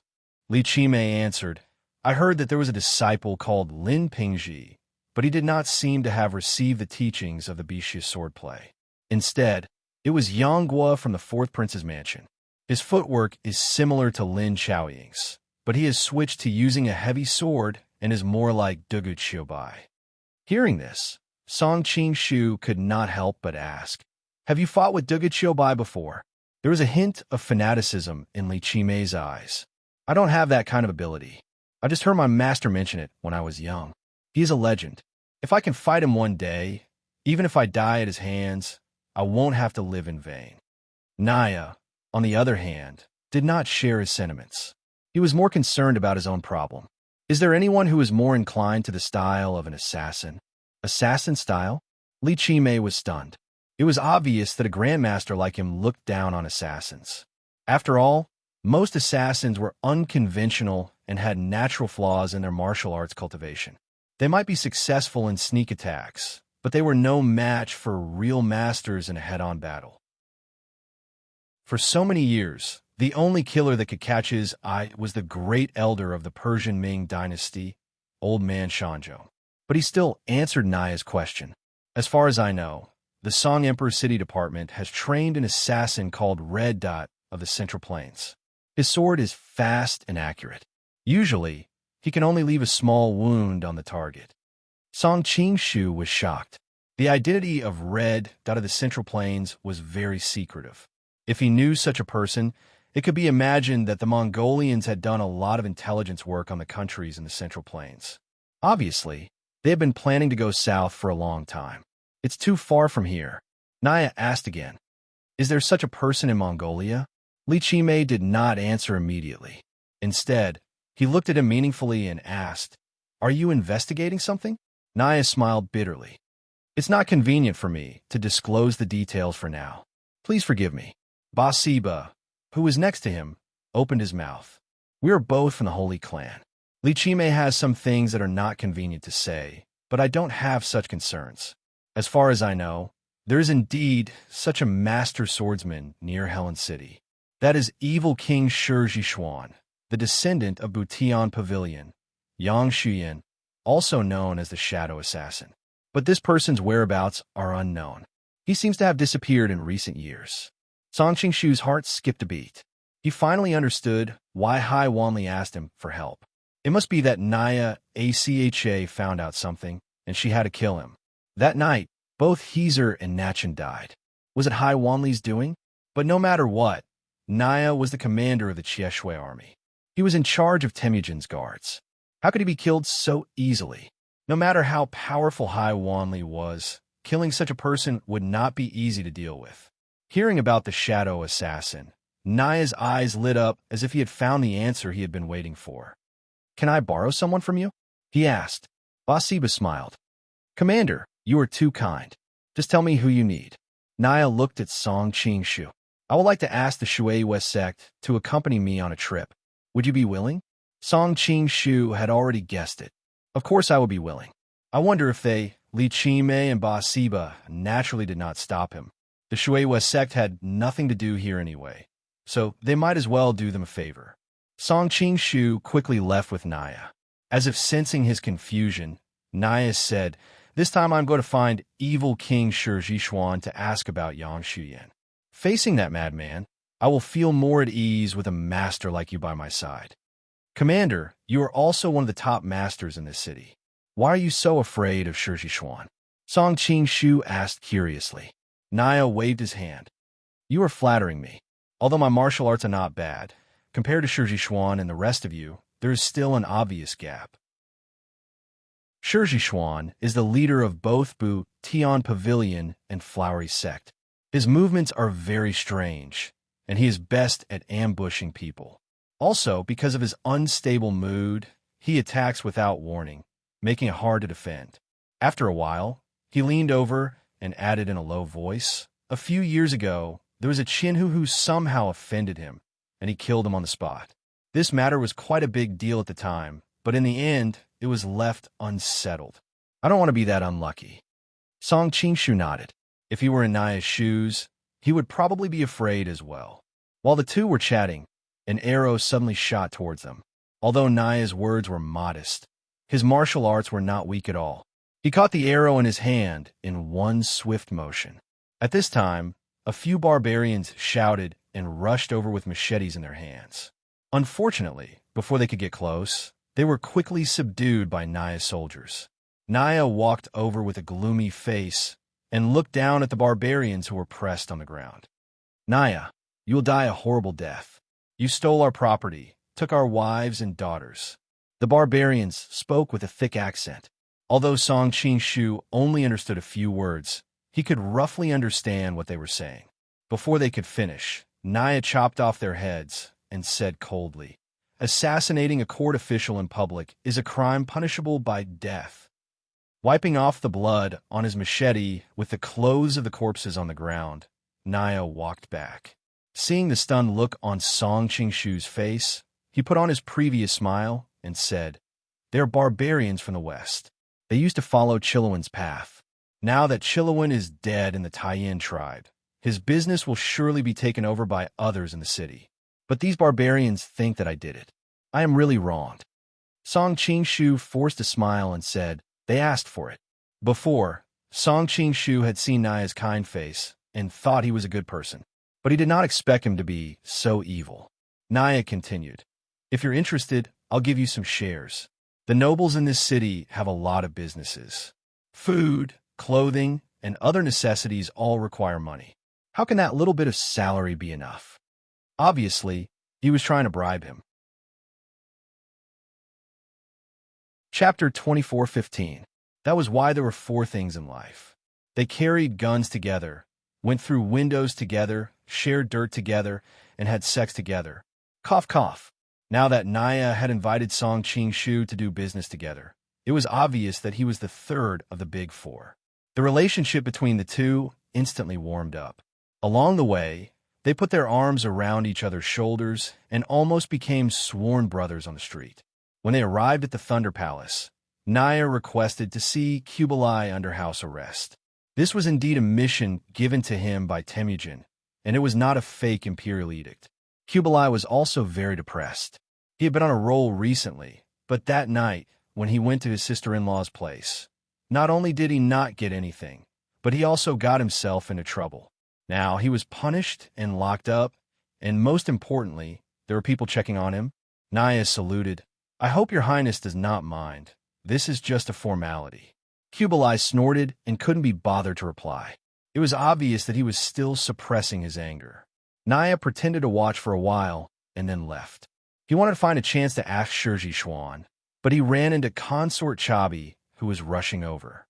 Although Princess Chabi was not as seductive as Hai Wansheng, nor as elegant and dignified as Princess Yaluan, she was still a beautiful woman. However, she was not as spirited as she usually was. Her eyes were red and slightly swollen. It seemed that she, as a wife, was very sad to see such a thing happen to her husband. She was also carrying a food box in her hand, probably prepared for her husband. Noticing their gazes, Chabi snorted coldly. It's not against the rules for a wife to visit her husband, is it? A smile appeared on Naya's face. Of course it's not against the rules. Please, Your Highness. He then stepped aside to make way. According to the rules, Kublai is not allowed to see anyone during this period of time. Not even Chabi, but the rules are dead and the people are alive. They are all doing their jobs, so there is no need to risk offending the future Khan and the Khatan Empress. Thank you for your concern, Commander. They are husband and wife after all, so please forgive them. Sulyahedini's voice came from behind. The lonely man standing behind him was the evil king, Shirji Xuan. Your Highness is too serious. The great Khan is also happy to see the young princes have a harmonious family. After exchanging a few pleasantries, Naya revealed the purpose of his visit. I heard that the shadow assassin, Yang Shuyan, is the evil king's disciple. Where is he now? When he mentioned Yang Shuyan, Song Qingshu noticed that Sulatini's pupil shrank, but he soon returned to normal. Yang Shuyan? Shirji Xuan put on a contemplative expression. I did indeed take in such a disciple in my early years, but it has been many years since he left my tutelage, and I have never asked about his whereabouts. Naya's brows furrowed. Such an answer did not satisfy him. Sulyahedini, who was standing at the side, spoke up. Commander, you might not know this, but the people in a holy gate usually move around alone. Even between master and disciple, they don't have a close relationship. In fact, they might not even come into contact with each other. Still unwilling to give up, Naya Au asked, "What was the last time you heard of him?" Evil King's face was cold. I don't remember. Naya Au almost choked, but he did not dare to push too hard lest he lose control of his emotions and explode. Sulyahedini asked from his side, "Why did Commander suddenly ask about Yang Shuyan? Did he do something wrong?" Naya smiled, "Not really. It's just a routine check." Song Qingshu thought that Naya was quite tight-lipped. He didn't say anything in Li Qi, Mei, or here. He didn't expect Si Lost to have gotten the news in advance. This woman's methods were really all-pervasive. 89 When after exchanging pleasantries for a while, Naya Au saw that he could not get any more information out of him, so he left the Toile residence. I have to go back to verify some things. I can't accompany you anymore. Naya Au's expression was solemn. He was no longer as relaxed as he was in the residence. Official business is more important. Please help yourself, Commander. Song Qingshu gestured for him to leave. Naya Au cupped his hands and left in a hurry. Song Qingshu planned to go to the shops in the city, but he stopped after a few steps. Martial arts of the Toile residence is indeed powerful. You can sense my presence from so far away. A graceful figure walked out from the corner of the street. Her smile was as beautiful as a flower. This place is so close to the Toile residence. Aren't you afraid of being discovered by the people inside? Song Qingshu's eyes fell on her bulging clothes. These Mongolian women were really well-nourished. Silas chuckled. What are you talking about? It's not a man-eating monster inside. It's my aunt. So what if I'm discovered? Since it's your aunt, why don't you go in and greet her? Instead, you're hiding here sneakily. Song Qingshu thought that this woman was a classic example of lying through her teeth. Who didn't know that the two families were like fire and water? I'm here to see you. How can I go and find someone else halfway? Hai Wanqing laughed. Her mature demeanor was something that most hot-blooded men would find hard to resist. Is it because of Naya Au? Song Qingshu asked. Si La's smile faded. Yes. Invite him to the Bayan restaurant tonight. So soon. Song Qingshu was surprised. I can see that you two are in a heated battle. Don't tell me you can't do it. Although Si Lost pretended to be relaxed, the nervousness in her voice could still be felt. That will depend on when your exit token arrives. Song Qingshu was curious about what she was planning, but he didn't ask. He knew that she wouldn't tell him even if he did. Si Lost took out a document from her pocket. With this, as long as there aren't too many people, no one will check you when you pass through the city gates. Song Qingshu took it. The warmth of the man's body still lingered on it. This was a temporary pass, and it was perfect for the barbarian merchants to travel. Clearly, the barbarian merchants were closely tied to the Mongolian nobles, and even if the city was sealed, they could not cut off their source of income. He had the same plan, and the pass came at the right time. Okay, I'll ask him out. But let me warn you first. If you drag me into this, don't blame me for revealing your role in it. You're responsible for inviting him there. You don't have to show yourself. Silas smiled. Don't worry, we're on the same boat. I wouldn't dare to harm you. Of course, Song Qing-shu didn't completely believe her. After separating from her, he quietly followed her, only to find that she had only returned to her house. There was nothing suspicious. What he was most curious about was how she was going to deal with Naya. After all, they were in Helen City, right under Temujin's nose. Would she really dare to assassinate him? But no matter how he thought about it, he couldn't figure it out. So he decided to invite Naya first. There was no need to find a reason. Didn't he ask for shares earlier? So it was only right for him to treat him to a meal in return. Although Naya had been busy with official business recently, he thought of the fact that the Shueiwe clan had helped him many times recently. Not to mention the previous promise, he couldn't refuse, so he agreed. Chapter 24:16. Time passed quickly, and Naya rushed to the Bayan restaurant. Due to the investigation, he had been delayed for some time.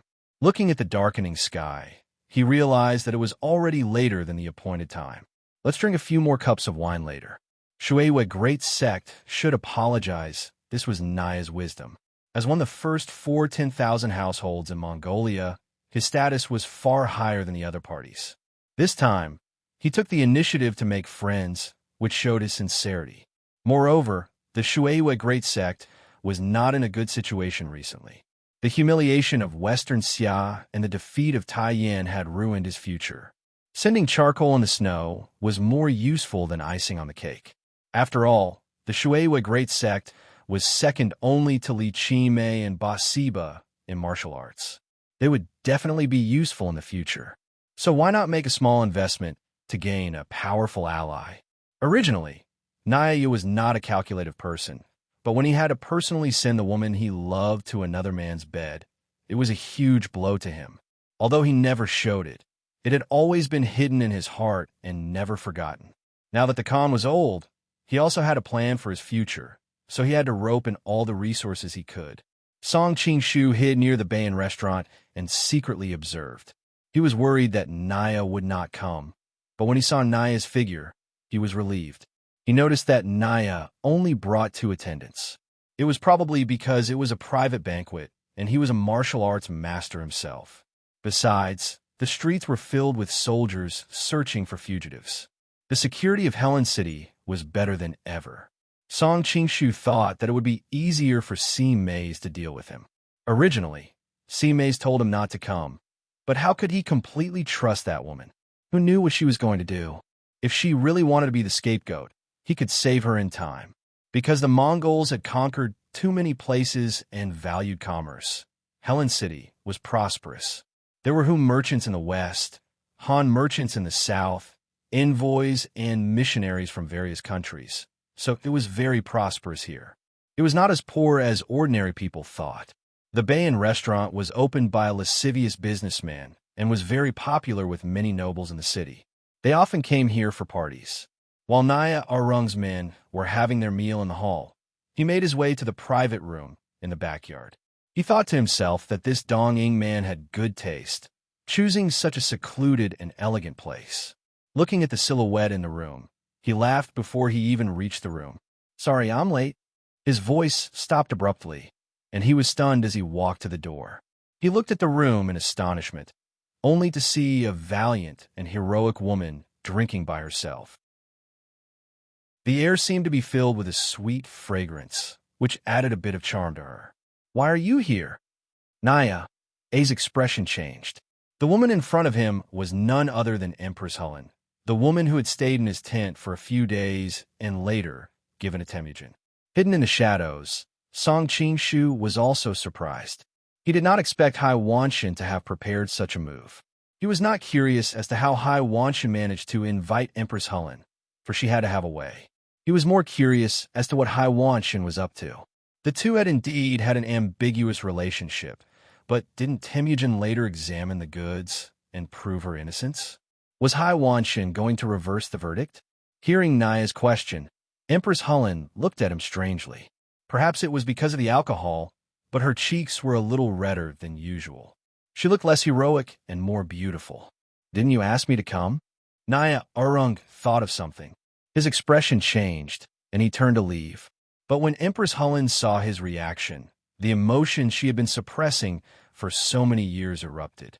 Her voice was tinged with resentment. "Am I so scary in your eyes? All these years, every time you see me, you turn and leave." Naya Arung paused, his eyelids twitching. He was clearly trying to suppress his emotions. "You are now the Khan's Khatan, and I am the Khan's companion. We shouldn't have met in private." "Is that so?" A cold laugh came from behind. Empress Hulin had already stood up and walked over. "Then why do you often visit the other Harudos but not mine? In the end, you're just afraid of the Khan's suspicions." Harudos were the Mongolian empress's tents, similar to the cunning palace of the Central Plains empresses. The biggest difference was that there were 4 empresses in the Mongolian system, and Hulin was one of them. Joki, Shagatai, Ogdi, and Thor's mother was the first empress. Hearing her mention the past, Naya Arung sighed. "Since the Khatan knows, why do you still make things difficult for me?" "I made things difficult for you." Hulin laughed in exasperation. "During the war, when I was being hunted by enemies, it was you who protected me on the battlefield. You were so high-spirited and heroic back then. Why are you so timid now? You don't even dare to look me in the eye." Naya Arung could only turn and look at the agitated woman up close. "The past is the past. There's no need to bring it up. You may have forgotten, but I haven't." Hulin bit her lip so hard that it almost bled. "When I was young and ignorant, I fell in love with you the first time I saw you. The 3 days in your tent were the happiest days of my life. I have never forgotten them." Naya Arung was shocked and quickly covered her mouth. But halfway through, he realized it was inappropriate and pulled his hand back. "Don't talk nonsense. If someone hears about it, it'll be terrible. You're still so afraid after so many years. It's not like the Khan doesn't know what happened back then. I've already proven my innocence to him. What are you still worried about?" Hulan stared straight at him. "Don't mention it again." The words fall in red seemed to deeply agitate Naya Arung. "And here I thought you'd be indifferent. What does it feel like to give your woman to another man in bed with your own hands?" Empress Hulin's words were like knives stabbing into his heart. Naya Arung took a deep breath. "You were never my woman. Don't say such things again." "Is that so?" Empress Hulin glared at him. "In those 3 days, except for the last step, we did everything we should and shouldn't have done. Does it mean nothing to you?" Song Qing-shu, who was hiding in the shadows, secretly clicked his tongue. What explosive news! He had heard Xiaomin talk about the past between the two of them. At the time, he thought that Temujin had misunderstood. Who would have thought that the two really had an affair? Was this cheating?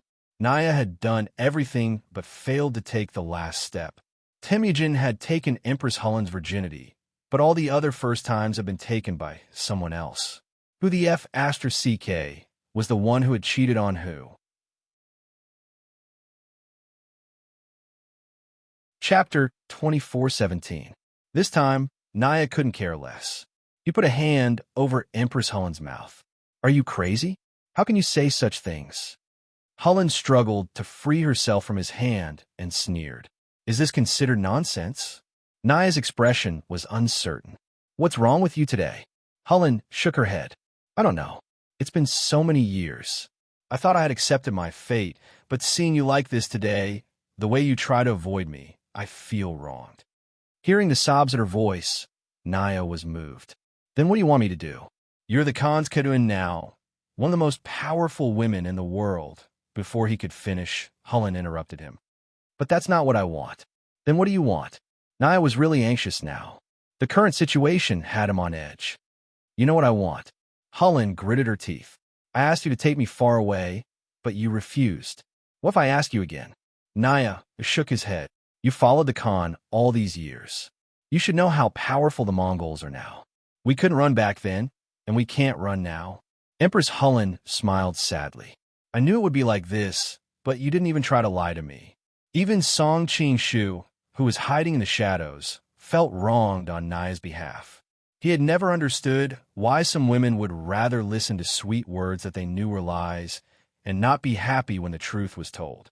Naya said, You and I both know that's impossible. What's the point of saying all this? Why not? Hullen said agitatedly. The Khan has many wives and concubines in his palace. One more and one less doesn't matter.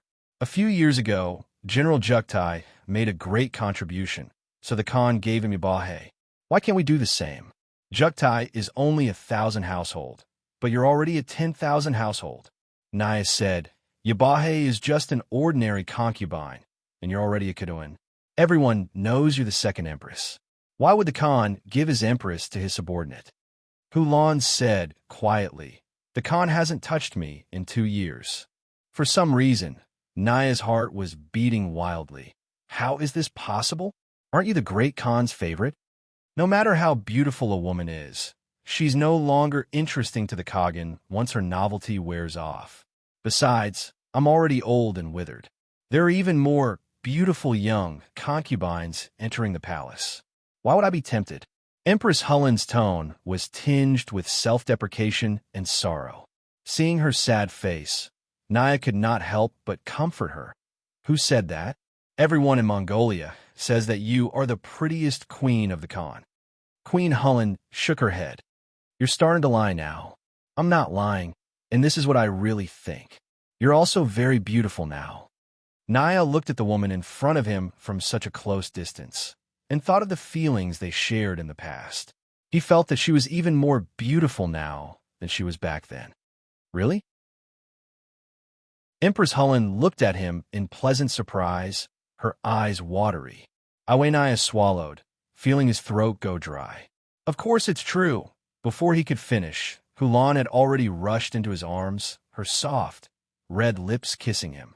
Naya shuddered and instinctively wanted to push her away. But when he reached out and touched her voluptuous body, he did not know why he could not bear to part with her. He felt that his whole body was hot and bloated. Unknowingly, he held the woman he loved tightly in his arms, greedily tasting her beauty. At first, he did not dare, but when he heard Hulan mention that the Khan had not touched her for 2 years, he thought that perhaps the Khan really did not like her after all these years. If so, it was not impossible to follow Shu Chitai's example. Song Qing-shu couldn't help but frown as he watched Naya carry Empress Hullen into the room. There was something inexplicably strange about this whole affair. How did you do it? He suddenly asked. A coquettish laugh came from behind him. Grandmaster, you are too vigilant. When can I get close to you without being discovered? I also look forward to that day, Song Qing-shu said coolly. The seductive voice did not need to turn to know that it was Hai Wanli. Hai Wanli's smile was like a flower. She was clearly in a good mood. I am more and more interested in you. Although you're a little ugly, sometimes you have an inexplicable charm. Song Qing-shu did not take it to heart. This woman's words could not be trusted. How did you do it? Aren't you afraid that the two of them will see each other?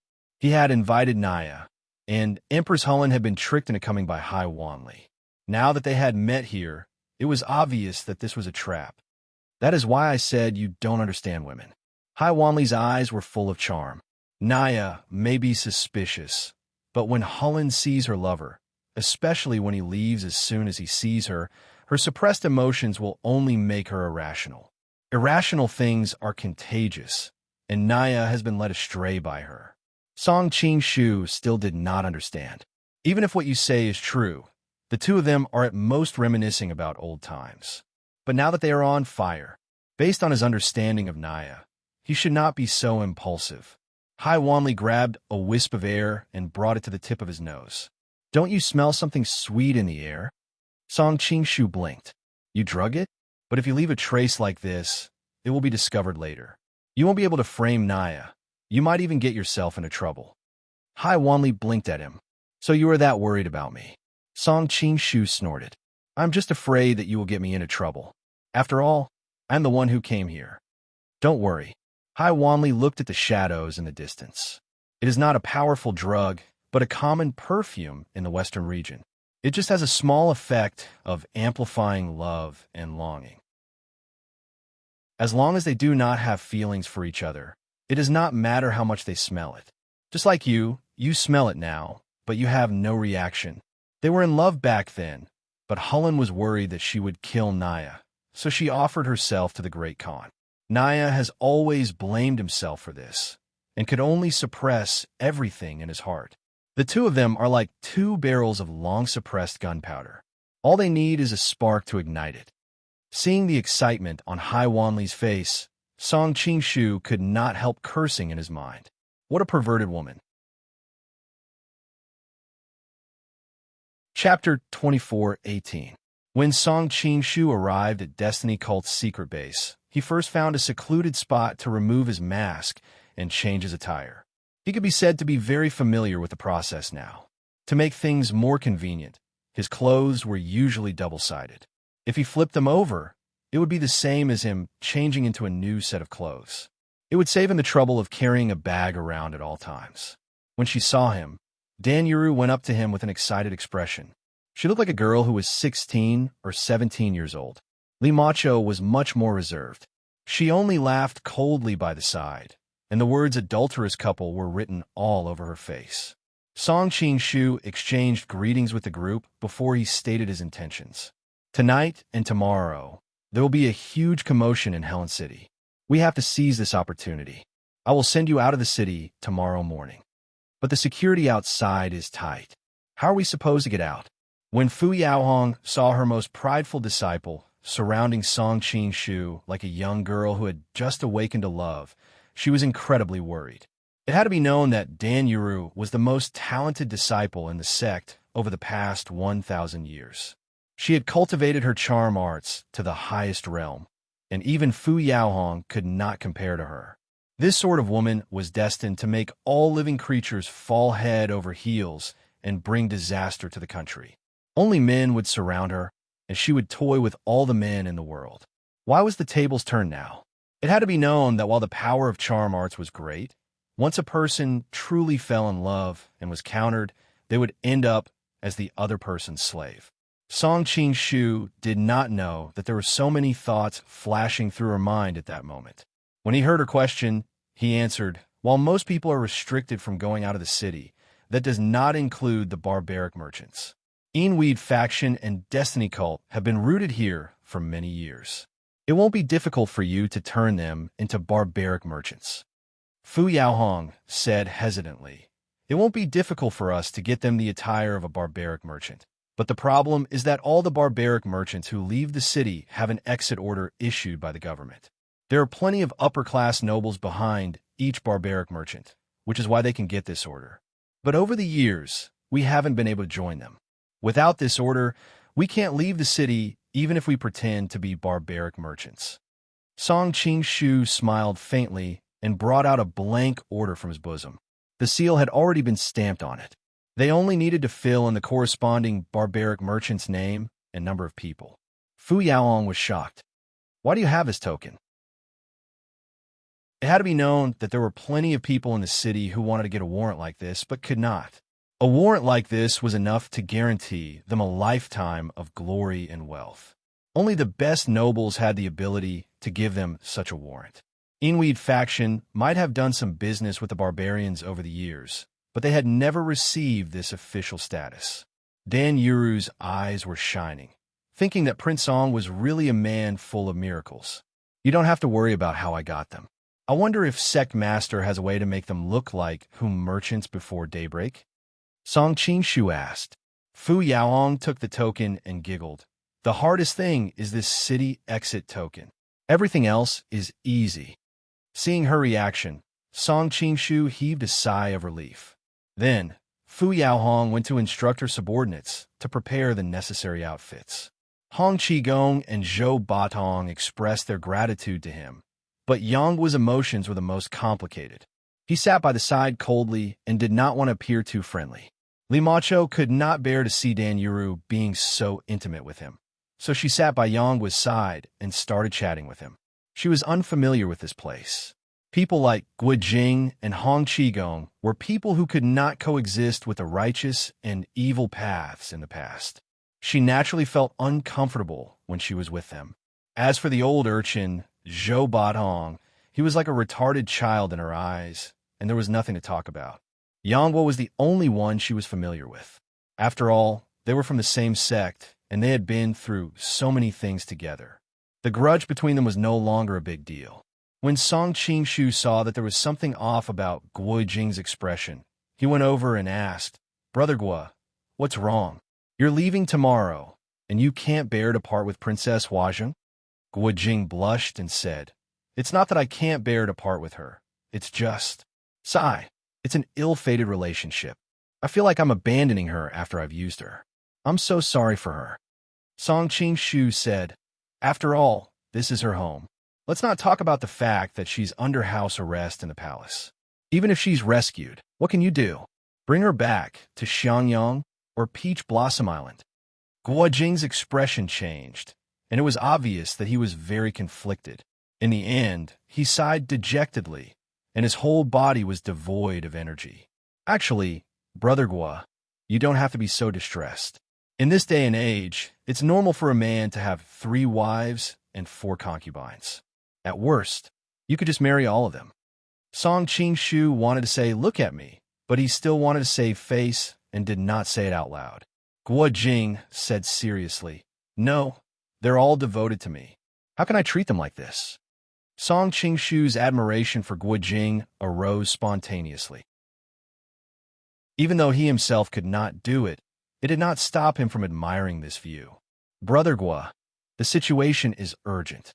Let's send your master and the others back safely first. We can slowly resolve the other matters later." He knew that with Guo Jing's personality, it was very likely that he would not be able to change his mind directly. However, using Hong Qigong's safety as an example was more effective than anything else. Guo Jing nodded. "That's right. Previously, my master destroyed his cultivation in order to save me. I already feel very guilty. If something happens to him again, how can I live in this world?" After finishing his work, Fu Yaoan came back with the supplies not long after. She dressed everyone in Hu clothes and pasted the common Hu beards and hairstyles on their faces. In addition, she taught them some simple Hu language. Although these tasks looked simple, each one of them was very laborious. For example, to make the beards look like the Hu people was definitely a very meticulous job. Together with the other tasks, it was enough to keep them busy for an entire night.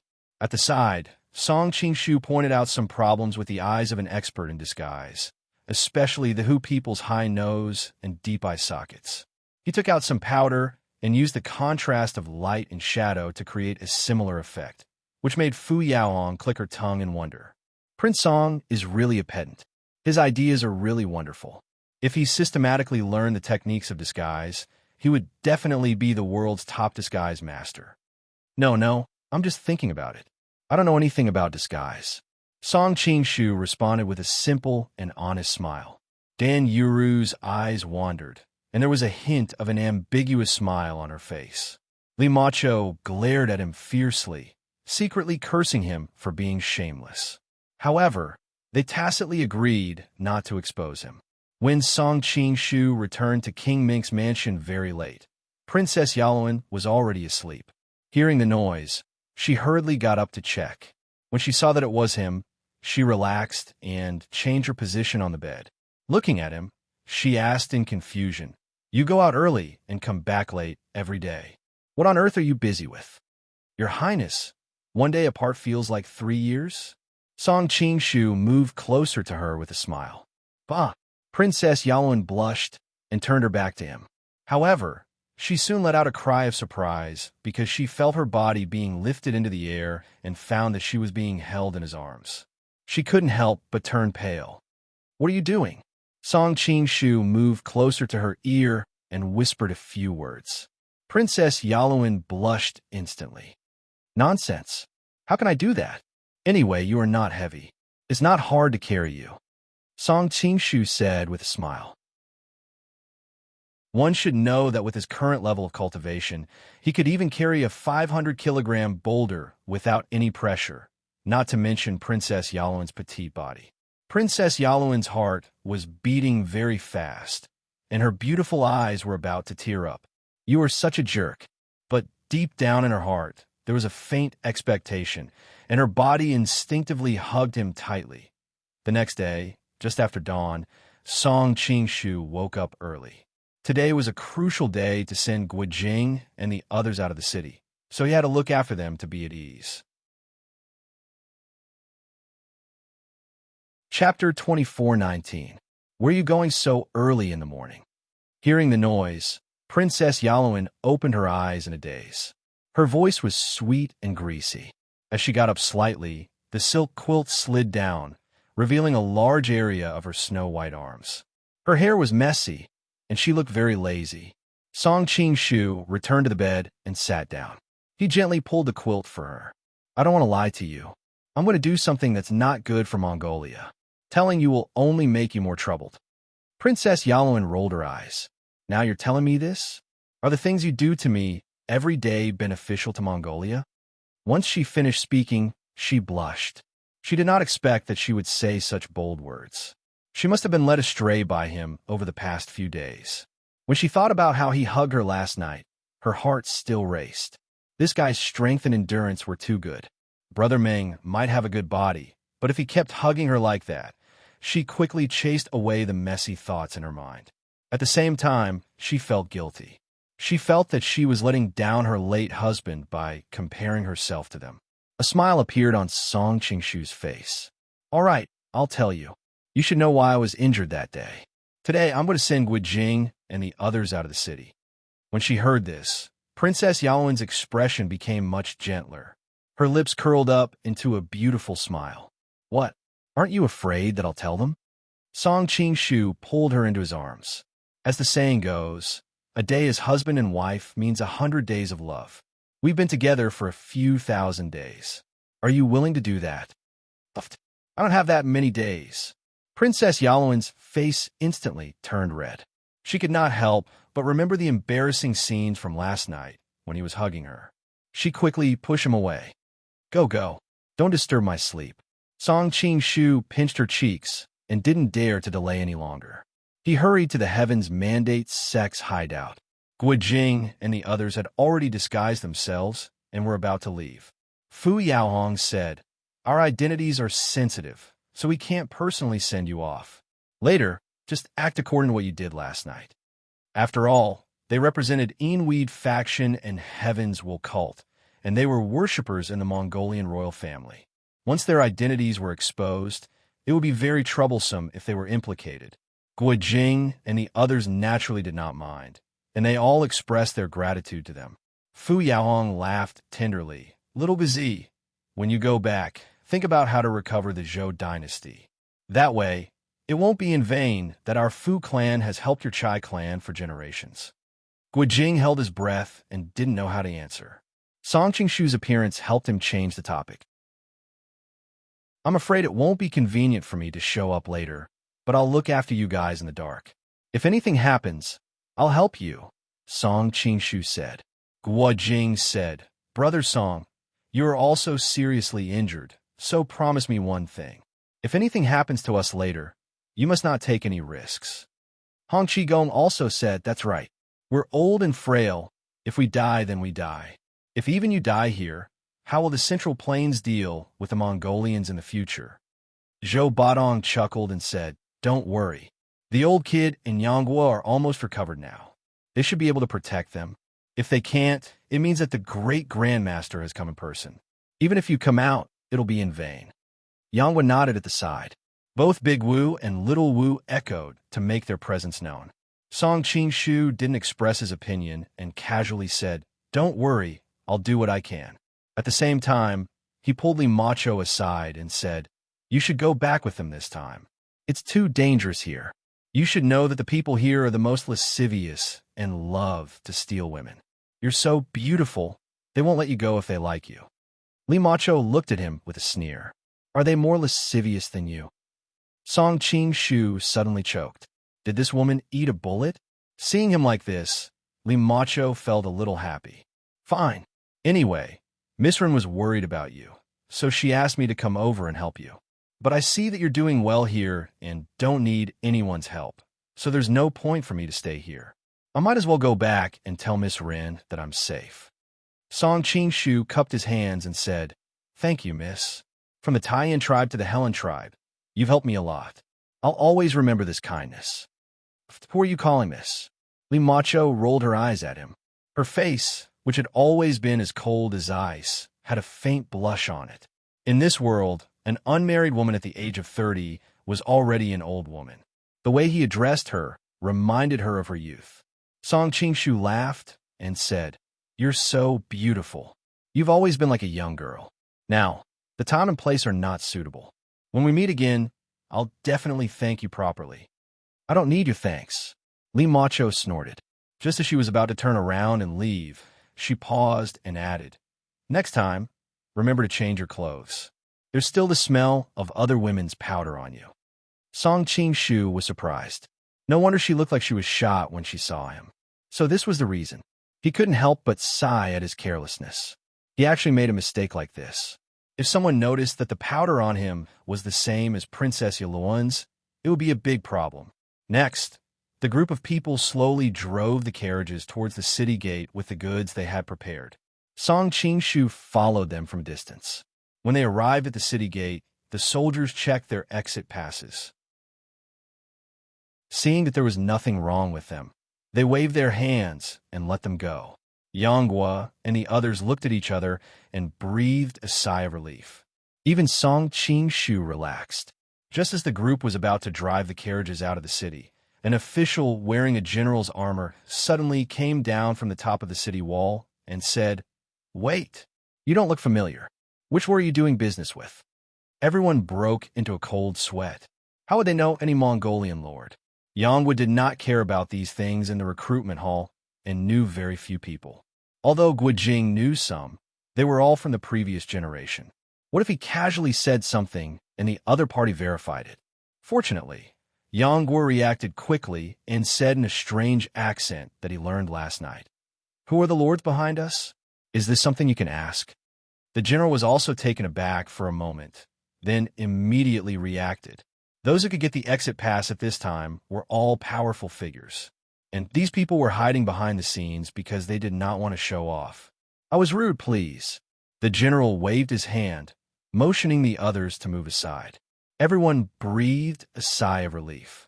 Even Dao and Xiaowu, who had always been determined to go against the dark, admired his quick thinking. But in the distance, Song Qing-shu's expression was solemn, because he found Li Qimei coming over from not far away. I can't be so unlucky, can I?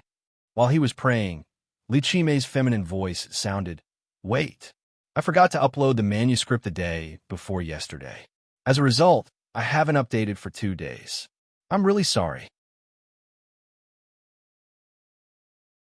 Chapter 24:20. Yanghua and others secretly complained. Why did it come again and again? Was there no end to it?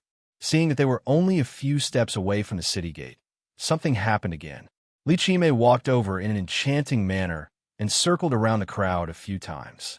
Her eyes kept sweeping across the crowd and finally fell on Big and Small Wu. Are you two nervous? Big and Small Wu's palms were full of sweat. They wanted to answer, but they were not proficient in the Hu language they learned last night. Now they were nervous and forgot it. Yanghua reacted quickly and immediately came over with a smile. They have not seen much of the world, so when they saw a senior official like you, they were a little excited and speechless. Although Big and Small Wu were confused, they knew that Yanghua was definitely helping them at this time, so they nodded and cooperated. Li Qimei said, Oh, and finally looked at Limacho. He couldn't help laughing. It's rare to see such a handsome man among the Hu people. Limacho frowned. If she had met such a teasing person in the Central Plains before, she would have already taken action. But now it was a matter of great importance, and the other party's martial arts were unfathomable. She could not bear to spoil the big plan. Yanghua explained, This is my sister. She usually helps with the business. If you like her, you can take her as a concubine. This is the blessing of our family. Li Macho couldn't help but be furious. She was about to lose her temper on the spot when she saw Li Qimei waving his hand in disgust. "I'm not interested. You can go." Only then did Li Macho's anger dissipate. However, when she thought of how this damn transvestite looked at her with disdain, she felt extremely indignant. Could it be that she really didn't have the slightest bit of charm? Why was it that wherever Junior's sister went, all the men would look at her with an infatuated and disgusted expression? Yanguo smiled apologetically and then called the caravan to go out. Seeing Li Macho's serious face, he thought she was angry with him. He leaned over and said with a secret voice sending, "I just said that to him on purpose. This guy looks like a sissy, and I know he doesn't like women. Please don't be offended." Without waiting for the other party to reply, his expression changed, and he hurriedly turned around to meet it with his palm.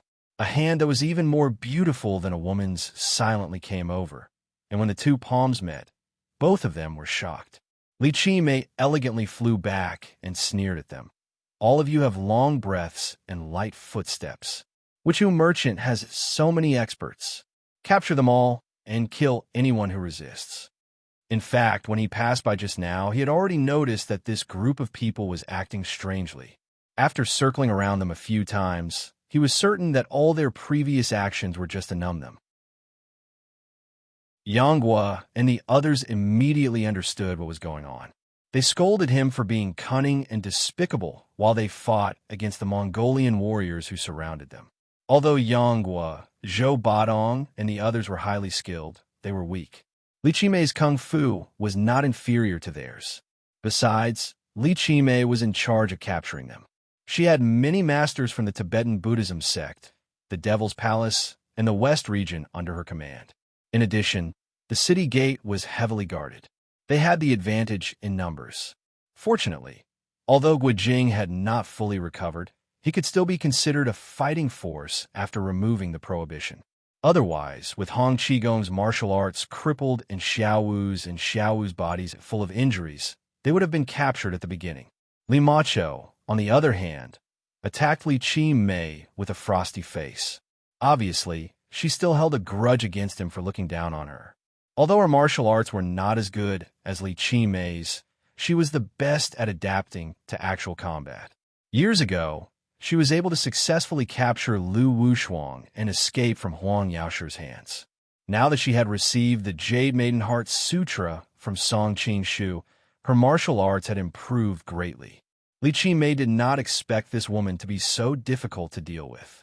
He had always been good at movement, but his opponent's martial arts were also quite good.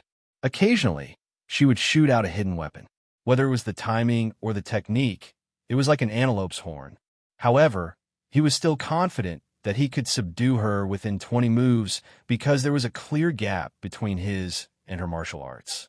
Song Qing-shu, who was watching from the side, understood that no matter how good Li Macho's adaptability was, with her current martial arts, she could at most escape from Li Qimei's hands. However, in a direct confrontation like this, she would lose soon.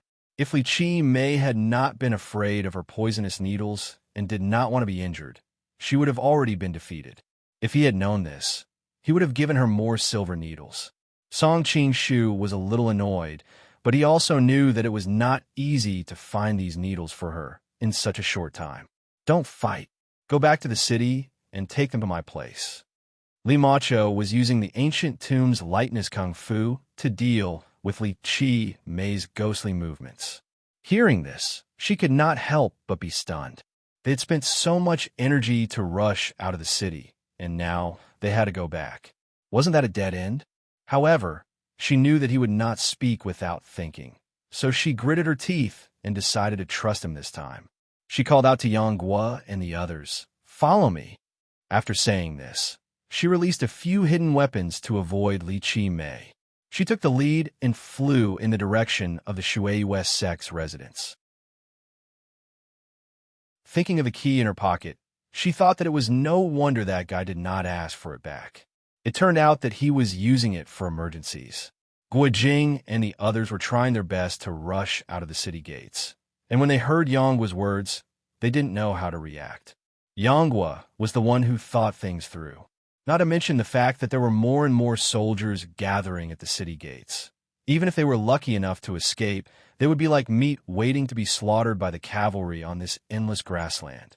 It would be better for them to return to the city and use the complicated terrain of the city to survive. His heavy sword cleaved a bloody path. Then he called out to Guojing and the others to follow. Guojing knew that he had always been clever, so he did not suspect anything. He carried Hong Qigong on his back and followed under the cover of Zhou Batong, Big and Small Wu. Song Qingshu secretly used the solitary yang finger to poke the warriors along the way. The solitary yang finger was invisible and invisible. Moreover, he had used it in secret, and no one had noticed it at all, helping them to carve out a path of blood. Li Chi Mei was originally watching the battle. After all, the opponent's martial arts were too high, and he was also a little afraid. If the opponent fought to the death and dragged him down with them, it would not be worth it. So it was better to let his subordinates consume some of their energy first. Who would have thought that they would forcibly create a bloody path in the iron-like formation? He could not help but be shocked and angry. With a long roar, he used the heavenly charm condensed in-body technique and approached Guojing with incomparable speed. Song Qingshu knew that with Li Chi Mei's martial arts, it was absolutely impossible to hide from his eyes. He had to flash out his hiding place. He had already changed into the Shui West sect's clothes. As he ran, he shouted to the other side, "Mr. Li, it's bad, it's bad." His figure was very fast and blocked Li Chi Mei's path. But on the surface, it seemed that it was unintentional. Guojing and the others took the opportunity to temporarily shake off the pursuers. They did not know the identity of the Shui West sect, but they were secretly relieved. Only Li Macho looked back worriedly, worried about how the man would deal with the situation. Li Chi Mei had to stop and looked at Song Qingshu with an unfriendly expression. He waved his hand to signal his men to surround him, and his eyes were full of suspicion and murderous intent. "Shui West sect, what the hell are you doing?" "Something happened to Naya," Song Qingshu said quickly. "What?" Hearing this, Li Chi Mei could not help but be surprised. Naya was an important official in the court, the commander of the Jie Shui army, and was also responsible for the protection of Temujin. His status was even higher than Li Chi Mei's. On top of that, they often saw each other and had a good relationship. How could he not be shocked when he heard that something had happened to Naya? As he waved his hand to signal his men to continue chasing Guojing and the others, he asked, "Tell me clearly what happened to him." Song Qingshu looked embarrassed. "I don't know what to say, but the Khan wants to kill him. I'm afraid he will not be able to keep his life this time." He did not know the specific plan of the sea loser, but he guessed that it was about time to close the net. As the saying goes, to catch a thief, one must catch the goods. To catch an adulterer, one must catch both. Song Qingshu took Li Chi Mei all the way to the Bayan Inn. Both of their lightness skills were top-notch, so it did not take long for them to arrive. They found that the inn was already surrounded. Li Chi Mei recognized that these were the Khan's most trusted guards. His heart skipped a beat. Shouldn't the Khan be healing in the palace at this time? Why was he here? The two of them were stopped at first, but Li Chi Mei's identity was special, so the guards let them pass. They hurried in and heard Naya begging for mercy. "Great Khan, it was all my fault. Please forgive me this time for the sake of my many years of service." Chapter 24-21. Something happened to Naya. Song Qingshu said quickly. "What?" Hearing this, Li Chi Mei could not help but be surprised. Naya was an important official in the court, the commander of the Jie Shui army, and was also responsible for Temujin's bodyguard. His status was even higher than Li Chi Mei. Moreover, they had seen each other frequently and had a good relationship. How could Li Chi Mei not be shocked when he heard that Naya was in trouble? While waving his hand to signal his men to continue the chase, he asked, "Tell me, what happened to him?" Song Qingshu looked embarrassed. "I don't know what to say, but the Khan wants to kill him. I'm afraid he won't be able to keep his life." He did not know the specific plan of the sea lost, but he guessed that it was about time to close the net. As the saying goes, to catch a thief, one must catch a thief. To catch a rapist, One must catch both. Where is it? Take me there. Li Qimei did not waste any time and decided to see for himself. Song Qingshu took Li Qimei all the way to the Bayan Inn. Both of their lightness skills were top-notch, so it did not take them long to arrive. They found that the inn was already surrounded by soldiers. Li Qimei recognized them as the Khan's most trusted guards. His heart skipped a beat. Shouldn't the Khan be healing in the palace? Why was he here? The Khan has ordered that no one is allowed in or out. Li Qimei was about to go, but was stopped by the guards at the door. Bastard, you don't even know me? Li Qimei was furious. The leader of the guards rushed over and recognized him. He quickly dismissed his men. Ah, it's Mr. Li. Of course you are not an outsider. Li Qimei was the Khan's most trusted expert guest and had saved the Khan's life many years ago. The two were not only king and minister, but also friends. Of course, they cannot be treated as ordinary people. What happened inside? Li Qimei asked hurriedly. The leader looked embarrassed. I can't tell you. You can go in and see for yourself, sir. Song Qingshu watched coldly from his side, thinking that Naya must have treated his subordinates well. He did not say anything on the surface, but he let Li Qimei in because he wanted Song Qingshu to help him plead for mercy. Li Qimei couldn't care less and hurriedly ran inside. Song Qingshu followed closely behind. After entering the restaurant, he could vaguely hear Naya's pleading voice coming from the backyard. Great Khan, it was all my fault. Please forgive me this time for the sake of my many years of service. Li Qimei was shocked. Naya was one of the 4 great families, and he had always been the great Khan's favorite minister. Even if he had committed a serious crime, the worst that could happen was that he would be demoted. Why did he have to make it so serious? Furthermore, Naya's pleading was obviously because he thought that there was no way out. Li Qimei couldn't care less about his manners in front of the palace. He immediately used his lightness kung fu to rush to the backyard. What he saw was Temujin standing in the middle of the courtyard, his face ashen. Naya was kneeling at his feet and kowtowing nonstop. The floor was already covered with blood. It was clear how sincere his pleading was. Li Qimei was about to say something when Temujin suddenly reached out and grabbed Naya's head. Screaming in pain, Naya struggled with all his might, but Temujin's hands were like the claws of a golden eagle. How could he break free? No, don't. As Temujin's trusted follower, Naya knew what this meant after staying by his side for so long. Temujin did not respond at all. He directly used the great art of the sky demon. Naya's whole body trembled. At first, his screams were very loud, but later they became softer and softer. Not long after, he stopped breathing. Song Qingshu's eyes narrowed. The scene in front of him was really shocking. Naya was originally a tall and burly man, but now he was visibly shriveled, like an inflatable doll that had been deflated. Seeing Naya turn into a dried corpse, even someone as knowledgeable as Song Qingshu could not help but feel a chill down his spine. The great art of the sky demon was really the most evil martial arts in the world. Although the art of the North Sea and the art of absorbing stars also had the effect of sucking away one's internal energy, they basically sucked away one's internal energy and made one lose all martial arts. But at least one's life would still be there. But the great art of the sky demon not only sucked away one's internal energy, but also one's blood essence. No wonder when Guijing was still in Mongolia, Temujin, who did not know any martial arts, became a grandmaster in just a few decades. It turned out that he had relied on this evil martial art to get to where he was today. Li Qimei swallowed hard. Over the years, he had captured many masters for Temujin to enjoy, but they were usually from enemy countries or internal rebels. He had never seen someone as powerful and loyal as Naya.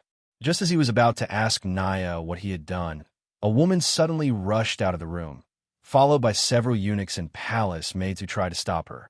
No! The woman ran frantically towards Naya. Seeing that he had turned into a dried corpse, she screamed and fainted. Li Qimei recognized that the woman was Empress Helen. Thinking of the rumors about her and Naya and the current location of the inn, he could roughly guess what had happened. He swallowed back the questions he was about to ask, but another question arose in his mind. Did Naya eat the heart of a bear or the heart of a leopard? How dare he touch the woman of the Khan? At this time, Temujin stared coldly at the unconscious empress, his eyes full of murderous intent. But he did not give the order for a long time, clearly hesitating. After a long time, he waved his hand. Take her back. From today on, she is not to meet with anyone without my orders. If anything happens to her during this time, all of you will be buried with her. Yes. The group of eunuchs and palace maids hurriedly carried the unconscious empress back to the palace. After making all the arrangements, Temujin turned his head and looked at Li Qimei and Song Qingshu with a hint of displeasure on his face. Obviously, no man would want to be cheated on by others. Who let them in? Temujin asked coldly. Someone had already stepped forward to report. Li Qimei was startled and tried to speak up for the general, but Temujin ignored him and said, "They openly disobeyed my orders. Kill that man and the soldiers who did not stop them. Let everyone know who will be responsible for such things in the future." Yes, a warrior had already left to carry out the executions. Everyone else in the room was silent. Even Li Qimei felt cold sweat running down his back. The Han had a saying that being in the king's company was like living with a tiger. He had finally experienced it today. Temujin's gaze shifted to Song Qingshu. "I heard that you were the one who brought Naya here last night." Seeing that everyone was looking at him, Song Qingshu couldn't help but curse the female relatives of Hai Wang. Didn't this woman say that she wouldn't involve him? Why did she still drag him into this? Chapter 24-22. Everyone was staring at him. Song Qingshu's mind was spinning rapidly as he denied, "I didn't ask him to come." In a situation like this, anyone who was involved would die. Naturally, he had to disassociate himself from this. Since Naya was dead, there was no evidence. If you didn't ask him to come, then why did Naya say it was you? Temujin waved his hand, and two of Naya's entourage were pushed over. When they saw Temujin, they cried out in surprise. "He was the one who came to find our general yesterday morning, and the general brought us to Bayan for his appointment." Looking at Temujin's eyes that were gradually turning cold, Song Qingshu replied unhurriedly, "I did go to see Naya yesterday morning, but I only talked with him about the shares that I mentioned before. I didn't say anything else." "Dry shares? What dry shares?" Temujin frowned. Song Qingshu pretended to be hesitant. After a while, he explained haltingly, "Naya promised me to do some business with whom merchants." Temujin understood as soon as he heard it. This kind of thing was common among the Mongolian leaders. "I only went to see him to discuss the matter. I didn't ask him to come." Song Qingshu looked at Naya's two entourage. "Did you hear with your own ears that I asked him to come?" "No, we didn't." The two men looked at each other. Naya had arranged for them to wait outside as soon as he arrived. Now it seemed that it was indeed a rendezvous. Song Qingshu continued, "Khan, if you don't believe me, you can ask the owner of the restaurant if I made an appointment here." Temujin gave the owner a look, and the owner confirmed Song Qingshu's story. Seeing that the suspicion in Temujin's eyes had disappeared, Song Qingshu was about to breathe a sigh of relief. Suddenly, a voice came from the side. "If this has nothing to do with you, then how did you know that Naya was in trouble here?" It was Li Qimei, who had been suspicious about the sudden appearance of the Shuiwei clan. "I happened to pass by this morning and heard people talking about Naya. I wanted to go in and help, but when I saw that it was all the Khan's guards, I didn't dare to go in. I wanted to ask you to help." Song Qingshu was also a little nervous. It was hard for him to think of a perfect excuse in such a short time, so it was inevitable that he would leave some loopholes. Li Qimei frowned and did not say anything. It was not difficult to determine that Naya's entourage was captured in the hall. But why did she feel that the whole thing was not right? "You want to save Naya. Are you on good terms with him?" Temujin suddenly asked coldly. Beneath his calm tone, there was a hint of murderous intent. Song Qingshu hurriedly explained, "It's not that great. It's just that if he dies, I won't be able to fulfill the shares he promised me. So I wanted to see if I could save him. If I knew what he had done, I definitely wouldn't have thought of saving him." Temujin snorted coldly. It was clear that this matter had deeply pierced his heart. Song Qingshu was worried that these people would keep questioning him and that he would lose if he kept defending. So he took the initiative to divert their attention. Actually, I think that the Kagan can investigate why Empress Helen is here. Did she come here voluntarily, or was she tricked into coming here? As the saying goes, it's better for me to die than for myself. That Hai Wansheng almost caused me to be consigned to eternal damnation, so I have to find some trouble for her. Temujin's pupils shrank. His eyes were as sharp as an eagle's. Are you telling me how to do things? Song Qingshu made an apologetic face. I dare not.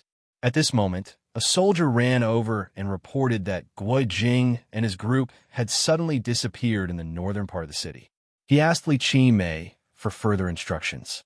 Did you find Guo Jing and the others? Temujin asked. Li Qimei reported. That's right. This morning they disguised themselves as merchants and wanted to leave the city. Then he briefly explained what happened at the city gate. They actually have an exit token? Temujin was quite surprised, and his tone became even colder. Looks like someone in the upper echelons is helping them. This matter must be thoroughly investigated. Yes, sir. Li Qimei's voice was particularly enchanting. In addition, the northern part of the city is filled with the residences of many high-ranking officials and nobles. I'm afraid it will be difficult to search. Temujin was not in a good mood. Search every house, even the royal palaces. Kill anyone who dares to resist. Li Qimei's spirits were lifted. With his guarantee, it would be much easier to carry out their mission. After making all these arrangements, Temujin was about to return to the palace. Obviously, he still had matters to attend to in the harem. Before he left, his tone was calm, but the order he issued was chilling. Kill everyone in this inn. Song Qingshu frowned. This guy was really ruthless. He killed so many people without even interrogating them. He probably didn't want the matter of Naya and Empress Helen to spread. Hearing the screams around him, Li Qimei could not bear to do it, but he did not force himself to do it. Although he was kind, he was not that kind. He could not save so many people. While he was deep in thought, Li Qimei's voice sounded in his ear. Dazong, don't just stand here and watch. Come with me to search for Guo Jing. Li Qimei's expression was calm. He had clearly experienced this kind of thing too many times and did not think much of it. Gladly. Song Qingshu was worried about Guo Jing and the others.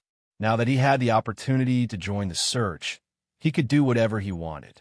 As the two hurried to the northern part of the city, Li Qimei suddenly asked, Dazong's family is also in the northern part of the city, right? Yes, you've been there before. Song Qingshu's heart skipped a beat, but he pretended to be calm. Why do you suddenly ask? Li Qimei smiled. I was just asking. Song Qingshu was silent. He could already sense that Li Qimei was suspicious of him. When the two of them arrived at the northern part of the city, a large group of soldiers and masters were already searching every house. Song Qingshu noticed that there were a few familiar faces. Other than Jinluan Fuwang, Xiaoshang Zi, and Yin Kashi, there was also the head of the Jin Gang and the Ximing elders. Why are they here? Song Qingshu wondered if they had changed factions again. Li Qimei replied, The fourth prince has been meditating behind closed doors at home recently. Those people from the recruitment hall have nothing to do, so they sent them out to help me. I think the fourth prince also wants to do his best to appease the Khan's anger as soon as possible. Song Qingshu nodded. It was probably because the feeling of reflecting on his mistakes was not a good one, so Kublai wanted to lift the restriction as soon as possible. Seeing how busy they were, Li Qimei took the opportunity to say, I'll help with the search as well. He was about to leave when Li Qimei stopped him. He said with a faint smile, There's no rush. You can stay with me and watch over the courtyard. Song Qingshu's heart sank. It was too much of a coincidence that they had to save Guo Jing and the others. His explanation just now did not dispel Li Qimei's suspicions. I haven't talked to anyone in a long time. Are you interested in chatting with me? Li Qimei's voice was soft and gentle. He had a smile on his face, and his skin was fair. He was prettier than many women. But Song Qingshu was a straight man. He felt a chill run down his spine. Of course, he did not offend Li Qimei with his words. It would be my honor to talk to you, Mr. Li. Li Qimei smiled charmingly. His voice sounded distant. We used to be ministers under the Khan's command. Although we were not sworn brothers, we were still friends. But in recent months, Hong Rifawang was killed. We still haven't found out who the murderer was. Then, Boru and Chilawan died in the Taiyan tribe. Wu Chen also died in the Gaochong maze. Old man Wu Sun was also secretly executed by the Khan. Song Qing-shu was shocked. Wu Sun is dead? Wu Sun's psychic powers were unique. He was a rare master. Since he came back last time, there had been no news of him. How could he be dead? Li Qimei said with some regret. Wu Sun is a talent. Even I'm quite afraid of his spiritual method, but he is too lascivious. Actually, he is too lascivious, but he has no sense of propriety. In the desert, because of his lasciviousness, he was injured and did not give an early warning. Later, he accused Princess Huazheng and even helped to arrange a marriage between Princess Huazheng and Guijing behind the Great Khan's back. If he had not sealed Guijing's memory, things would not have gotten out of hand. Song Qing-shu was silent. Huazheng was Temujin's most beloved daughter. If Guijing was still the Golden Knife's son-in-law, it would not have mattered. But he had betrayed the Khan for a long time. Now that Temujin wanted his daughter to marry Nachin, it would completely bind the relationship between the Golden Clan and the Hongjira tribe. But now, not only did they fail to win him over, but it also created an irreparable rift between the two sides. How could he not be angry? Li Qimei continued. 2 days ago, Nachin died, Heezer also died, and today Naya also died. In our circle, only Ba Siba, me, and you are left. Song Qing-shu smiled bitterly. Thank you for your high opinion of me, sir. But your status is so high that I dare not be compared to you. You don't have to be modest. Li Qimei smiled. I was just feeling sad for the loss of the rabbit, but today I suddenly noticed a detail. What detail? Song Qing-shu asked. Li Qimei stared at him and said slowly, all the deaths of these people have one thing in common, and that is they all had something to do with you. The day before yesterday, I accidentally selected a part of yesterday's chapter, causing yesterday's chapter to repeat, in order to make up for the free word count in today's update.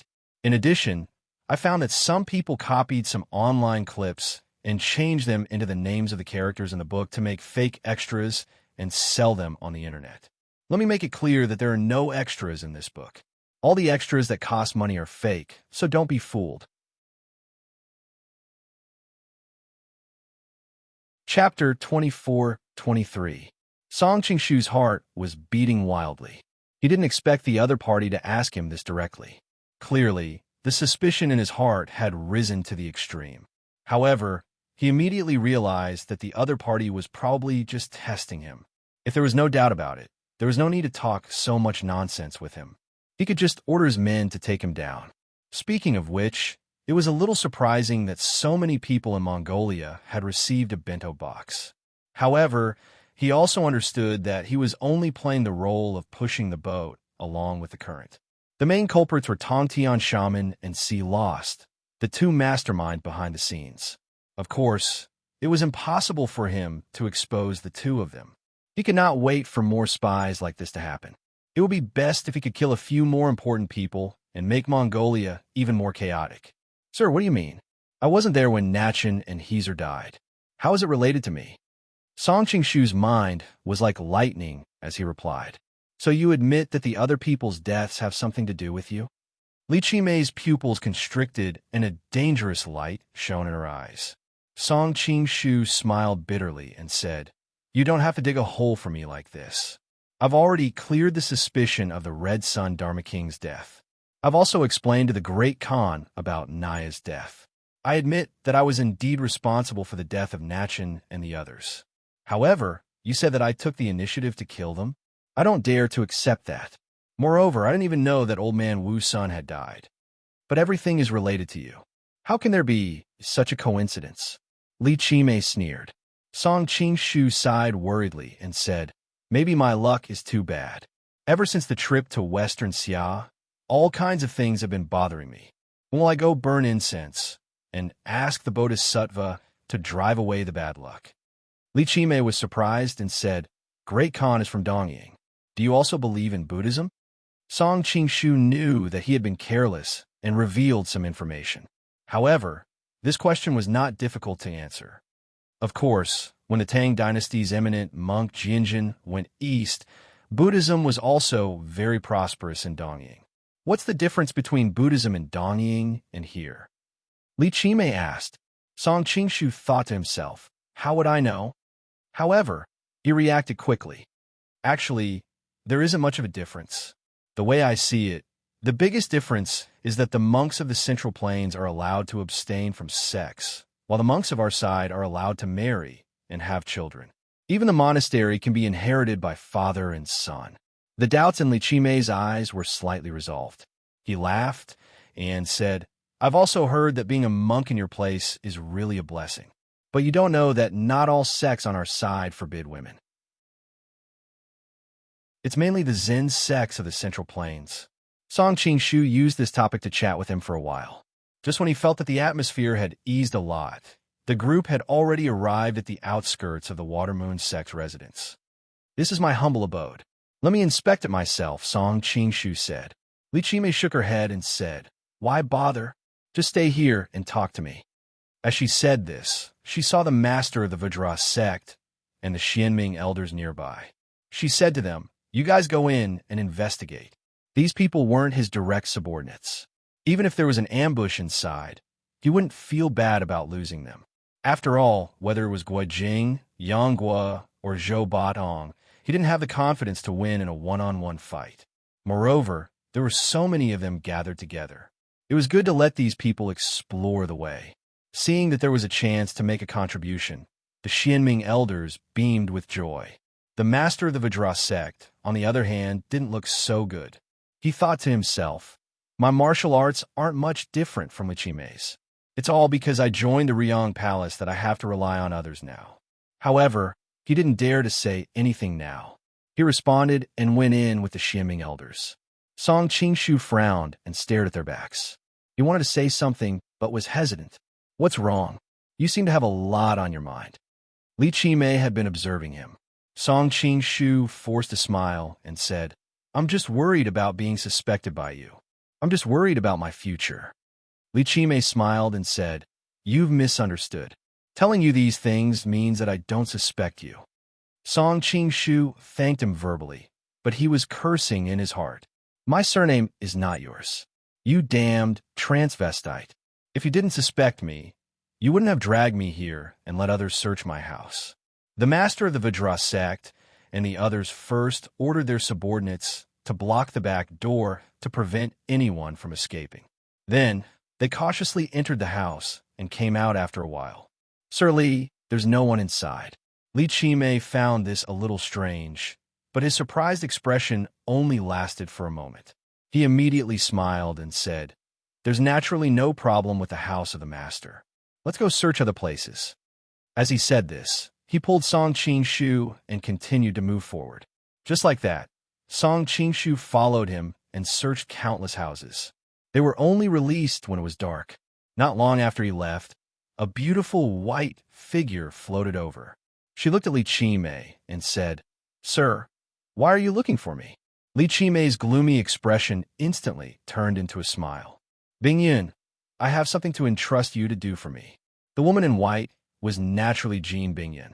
She did not speak and just looked at him quietly. Li Qimei knew the other party's temperament and did not mind. He said, I want you to help me follow the Shueiyuan master during this time and see if there's anything suspicious about him. Why do you want to follow him? Jean Bingyun was a little puzzled.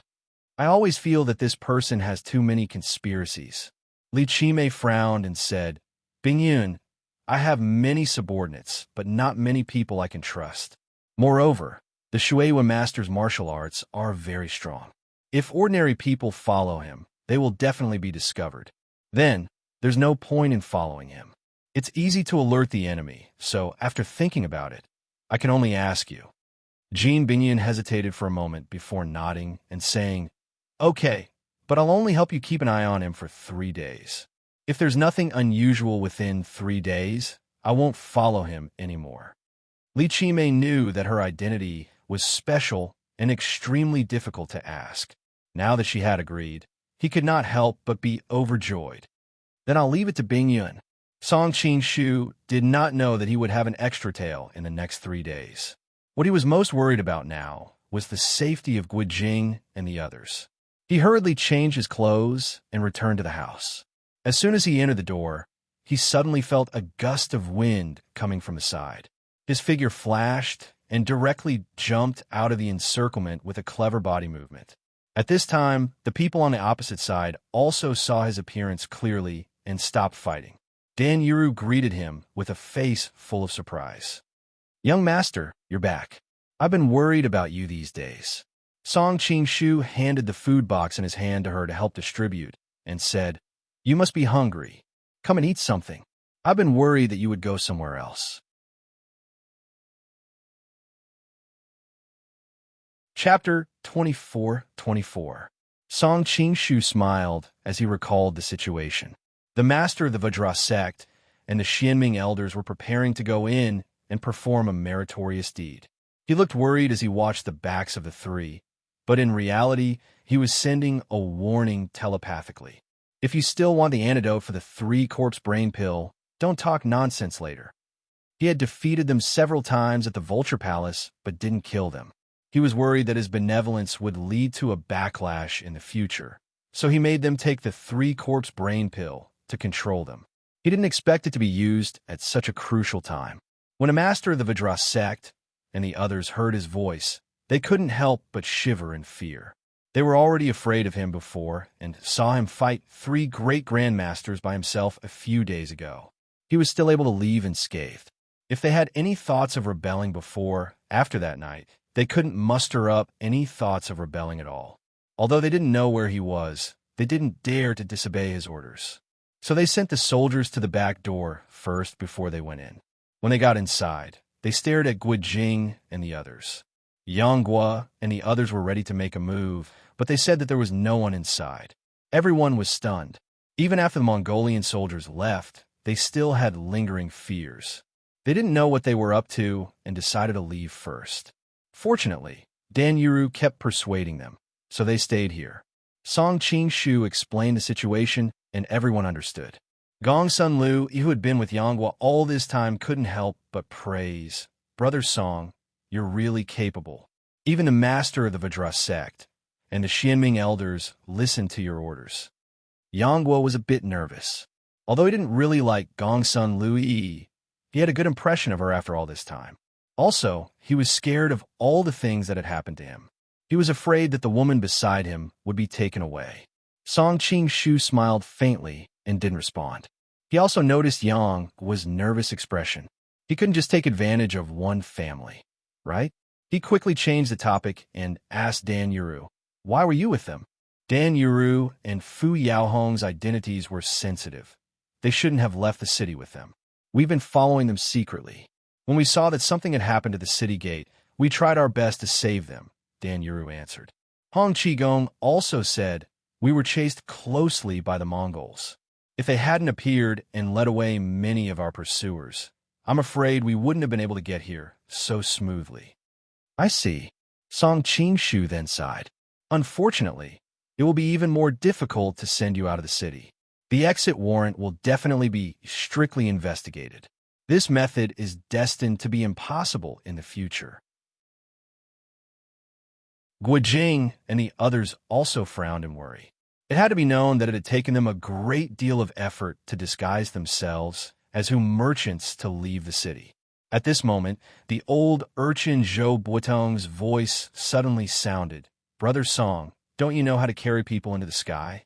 Last time in the Jin Kingdom, I saw you holding Huang Rong and flying in the sky together." Song Qing-shu's eyes lit up. He had been in this world for a long time and had gotten used to the way of thinking of this world. He had forgotten that he was a transmigrator. Science was power. He could totally make a glider and fly out. Just as he was about to say something, he found that everyone was looking at him with extremely strange eyes.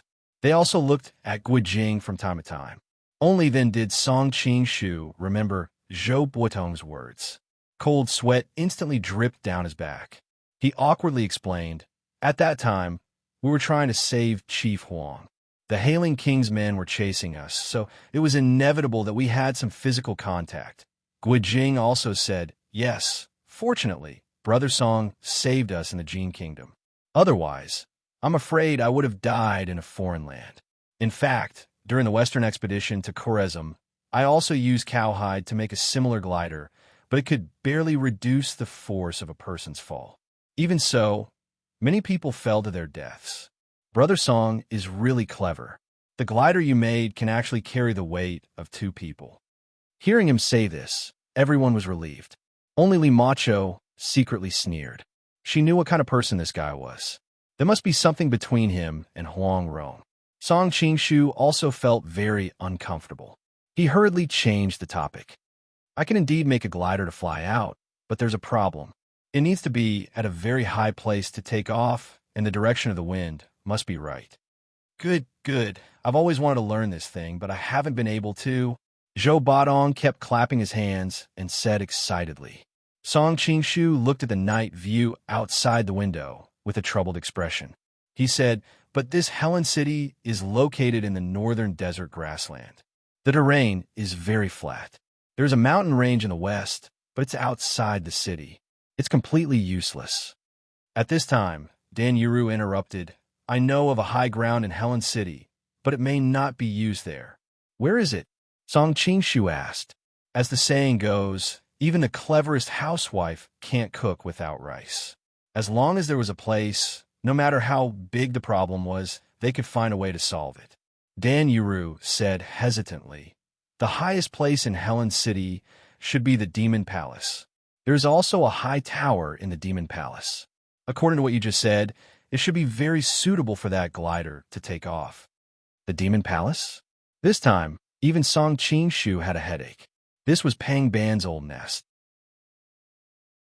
Sending so many people out under his nose was probably more difficult than reaching the heavens. It was a pity that he was heavily injured. Otherwise, he could directly fly through the air and take the people up the stairs. Bring me to see it. I'll make a decision when the time comes. Song Qingshu thought for a long time. It was definitely impossible to build a car behind closed doors. It was better to investigate and see if there were any loopholes that could be exploited. Okay. Dan Yuru's eyes lit up. She was naturally more than happy to be with him. What was the point of being with this group of people? Other than Yanghua, who was quite handsome, the others were too boring. Song Qingshu stood up and said to Guijing and the others, although this place isn't big, it can be considered shelter. You guys can make do and rest here. Guijing and the others all agreed. Only Zhou Badong looked eager. I want to go too. I also want to see how to make hang gliders. Song Qingshu felt a headache coming on, but before he could say anything, Dan Yuru had already said with a smile, Io, old urchin, if you leave, they will be injured and tired. If something happens, who will protect Senior Hong and the others? It was rare for her to have some alone time with her young master. So how could she let this retarded child be the third wheel? Zhou Badong scratched his head. You're right. If something happens to the old beggar, I won't be happy playing with him. Song Qingshu laughed. Don't worry, old urchin. I'll teach you how to make a hang glider later.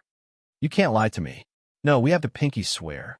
Zhou Badong stretched out his finger excitedly. Song Qingshu had no choice but to pinky swear with Zhou Badong. Dan Yuru hurried over and purposely held his arm. Before they left, she looked at Li Macho provocatively. Who told this woman to look at him with such a hateful expression?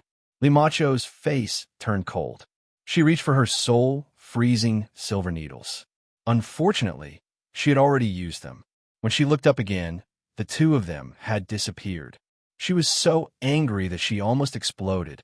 She cursed under her breath. What a shameless couple.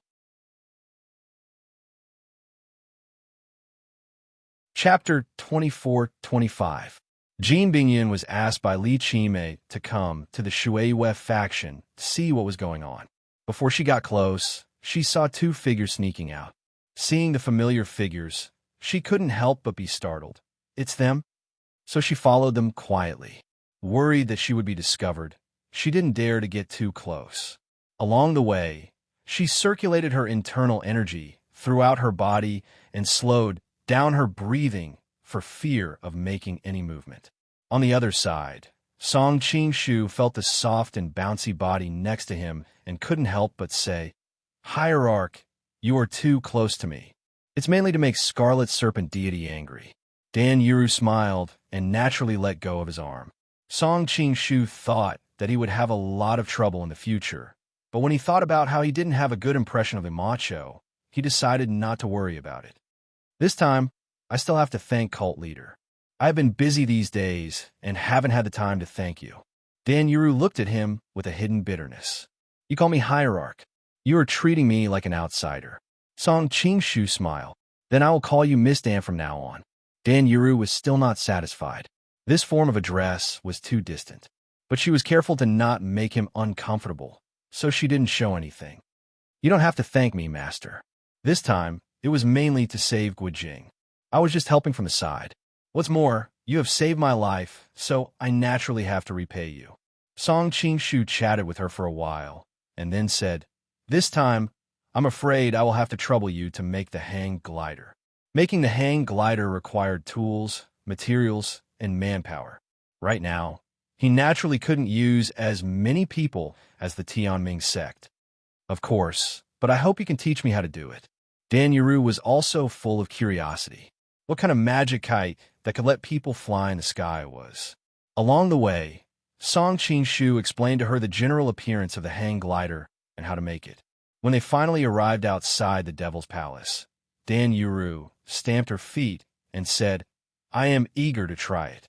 I have to go back and find the materials to try it. Song Qing-shu was stunned. Aren't you going in? Dan Yuru shook her head. Pangban and I belong to the same sacred sect. Although our cultivation techniques are different, we are more or less related. If I were to enter the Demon Master's palace, it would be easy for Pangban to sense it. That would implicate you instead. This time, I mainly brought you here. Song Qing-shu knew that the 3 sects and 6 schools of the demon sect had a deep relationship, so he did not make things difficult for him. All right, go back and try to make a glider. If there are any problems, communicate with me in time. I'll go in and check it out first. Although he was injured, Princess Yaowen had been meticulously helping him heal. Although he hadn't fully recovered, he could still protect himself. Be careful. After Dan Yuru told him, she used her lightness skill and disappeared into the night. Only then did Song Qing-shu begin to size up the demon's palace not far away. The demon's palace was black in color, and under the cover of the night sky, it gave off a mysterious and strange feeling. From afar, he saw a tall tower rising from the ground. It was said that many masters of the demon's palace would go to the top of the tower to observe the stars and meditate at night to help themselves achieve a breakthrough in their cultivation. I hope I'm not so unlucky as to encounter Pangban meditating inside today. Song Qing-shu did not want to raise flags, but it was indeed a possibility. However, he remembered that Pangban was injured and should be recuperating in seclusion now. The probability of him appearing at the tower was not high. At most, there would be other masters of the demon's palace. He quietly climbed over the walls of the demon's palace. The demon's palace was infamous, and most people avoided this place. Therefore, there were not as many guards as he imagined. However, there were not a single open or hidden guard. Fortunately, he had maxed out his infiltration skill. Otherwise, he would have been discovered long ago. Song Qing-shu arrived at the bottom of the tower. There were 2 guards at the entrance of the tower. Their martial arts were not weak, but this was not a problem for him. He circled to the back, tapped his toes, and flew up. After checking a few floors in a row, Song Qing-shu could not help but frown. Every few floors in the tower, there were masters of the demon's palace meditating inside. It was fine if he was alone, but if he wanted to fly out with many people, it would be impossible to not alarm the people inside. Unless he could suppress the masters on every floor at the same time. But was this possible? Song Qing-shu observed the surrounding terrain from the top of the tower and recorded the changing of shifts of the demon's palace's open and hidden guards. Only then did he quietly leave. However, just as he left the demon's palace, he stopped and looked at a shadowy corner with a vigilant expression. Your vigilance is too low. You didn't even know that you were being followed for so long. A tall figure walked out from a shadowy corner. His face was masked, but the familiar aura on his body still let people know that he was the skiried shaman. Song Qingshu's gaze fell on another beautiful figure. It turned out that there was a white figure standing in front of him. Jin Bingyun's shoulder was held by him, and all the acupoints on her body were sealed. The long sword in her hand was only halfway out of its scabbard. One could totally imagine what had just happened. "Miss Jean, are you that interested in me?" Song Qingshu maintained his distance from them and did not walk forward. Now that he was injured, it was better to be more vigilant when facing the skiried shaman. "The entire Helen City is looking for you. I didn't expect you to come to the demon's palace." Jin Bingyun's clear voice had an additional trace of surprise. She had followed this figure because she felt that this figure was familiar. She did not know that the other party was actually Song Qingshu. The most dangerous place is also the safest place. Song Qingshu did not want to reveal his true hiding place. He pretended to be suspicious.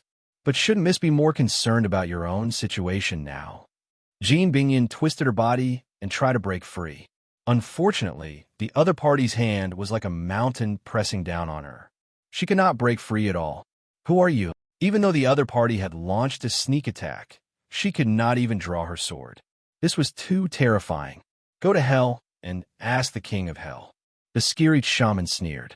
He exerted force in his hand, and Jin Bingyun felt a terrifying chill. Every cell in her body was telling her that she was in extreme danger. But at this time, her acupoints were sealed, and she could not resist at all. Was this the feeling of being about to die? It seemed that I did not care about my life as much as I had always thought. At this time, Jin Bingyun even had the mood to let her imagination run wild. "Wait!" Song Qingshu hurriedly stopped him. With Tong Tian Shaman's level of cultivation, he could control his inner force as he pleased. He held in his palm, but did not release it. He looked at Meng Qi and sneered. "Why? Are you still reluctant to use it?" Song Qingshu looked at him curiously. "Sometimes I wonder if you're even a man. You killed such a beautiful woman, just like that?" Hearing him praise her beauty, Jin Bingyun blushed. She thought that this guy hated her. Every time he saw her, he would run away as if he had seen a ghost. Tong Tian Shaman snorted. "If I don't kill her like this, how else can I kill her? You won't learn from those perverts and do that first before killing her, right? If that's the case, I'll look down on you."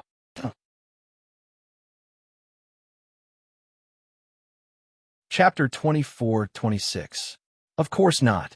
Song Qingshu's face heated up as he thought. Is my reputation so bad that I'm actually being suspected of doing such a thing? It's just that Song Mao has always had a tender heart for the fairer sex. It's really hard to watch such a pure and refined woman die in front of me. Song Qingshu sighed. "Why? Do you want to fight me?" Tong Tian Shaman sneered. Song Qingshu waved his hand. "No, I'm injured now, and I can't beat you." Jin Bingyun's heart jumped.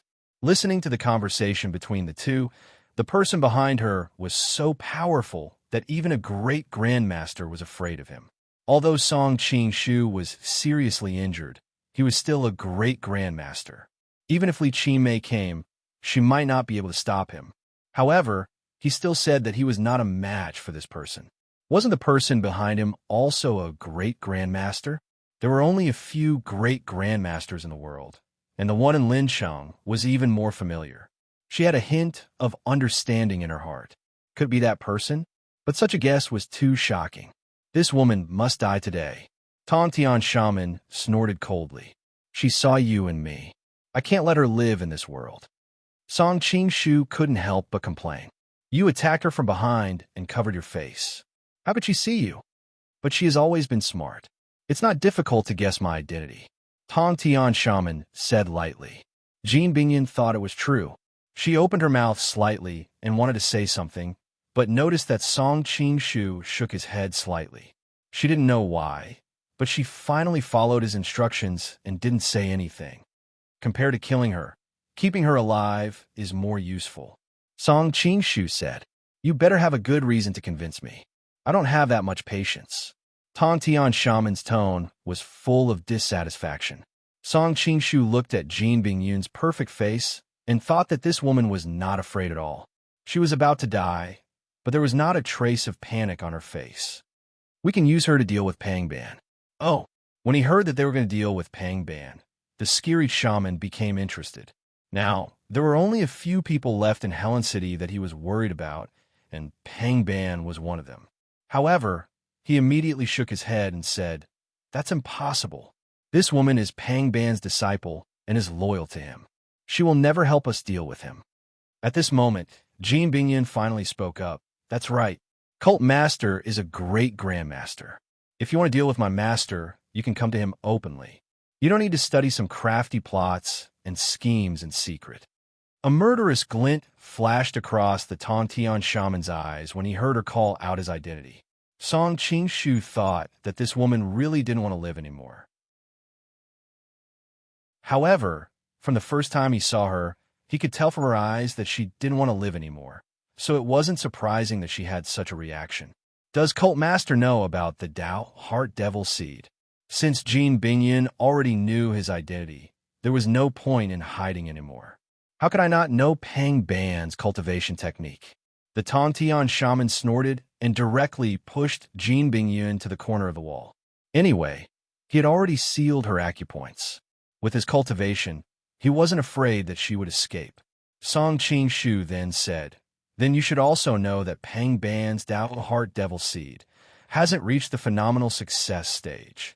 The Tongtian shaman said in a deep voice, "His Dao Heart Devil Seed indeed hasn't reached the phenomenal success stage, but his cultivation is not much different from ours.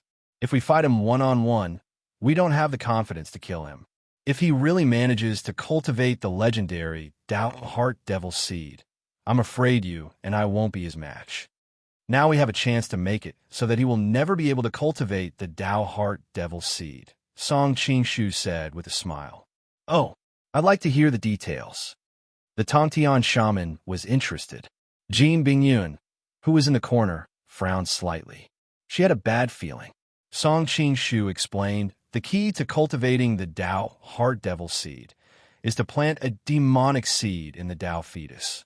Regardless of whether it's the Dao fetus or the demonic seed, it all comes from the most basic life force of humans." According to his understanding, this life force wasn't ordinary life force, but innate life force. In Taoism, the origin referred to this innate life force. After a pause, he continued, "The Dao fetus is born from the yin and yang in the human body, and the demonic seed is born from the intercourse between a man and a woman. Therefore, in order to cultivate the Dao Heart Devil Seed, one must have a virgin as the demonic medium.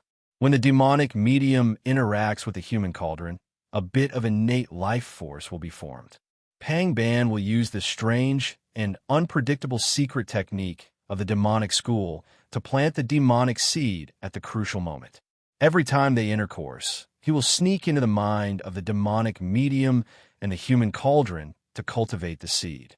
When it matures, he will combine with the demonic seed and absorb the essence of the seed's life force as his own. If there is life, there must be death. The aura of death will be born by the human cauldron. That's why the Dao Heart Devil Seed is destroyed." These were all speculations based on his memory and his own understanding of martial arts. He wasn't sure how close it was to reality. Tong Tianwu was dumbfounded. After a long time, he said, "The person who created this technique is really abnormal." Song Qingshu nodded in agreement. Beside him, Jin Bingyun's face finally paled. "How do you know so clearly?" "One must know that the Dao Heart Devil Seed was a supreme secret technique in the demonic school. There were only a few people who truly cultivated it. Although others knew about the existence of the Dao Heart Devil Seed, they didn't know the principles behind it. His understanding of the Dao Heart Devil Seed even surpassed her in some aspects. How could she not be shocked? Faced with her question, Song Qingshu didn't answer. Instead, he asked, "But there's one thing I don't understand. How did Pang Ban plant the seed when the demonic medium and human cauldron intercourse? Is this seed in the physical sense or on the spiritual level?" This relationship was too confusing. It sounded like some kind of indescribable scene. Jean Bingyan finally blushed a little. She snorted and turned her face away. Obviously, discussing such a topic made her very embarrassed. At this time, she finally understood why Song Qing-shu avoided her, as if he had seen a ghost every time he saw her. It turned out that he already knew the secret of the Tao Heart Devil Seed. But how did he know the supreme secret of the demonic school? Tong Tianwu nodded. He knew a little about the Tao Heart Devil Seed before, but his understanding was not so detailed. Now he had a sense of enlightenment. No wonder Pang Ban had been stagnant. It turned out that he hadn't found a suitable human cauldron. Then she's the demonic medium chosen by Pang Ban. He turned his head to look at Jean Bingyan. Her clothes were as white as snow. Her perfect face and cold temperament gave her a sense of holiness. It was really difficult to associate her with the words, demon medium. But who is the human cauldron chosen by Pang Ban? Why haven't you made a move yet? Which man in the world could resist such a beautiful woman who wanted to seduce him? Jean Bingyan bit her lips tightly. Her heart could be said to be extremely bashful. That man was so far away, yet so close. But could she say these words? It doesn't matter if you don't say it. Tong Tian Shaman clearly did not care. He then turned to Song Qing-shu and said, "Since she is so important to Pang Ban, it is indeed a pity to kill her. Why don't we find a random man to take her virginity and make Pang Ban think that he can start cultivating and completely destroy his devil skill?"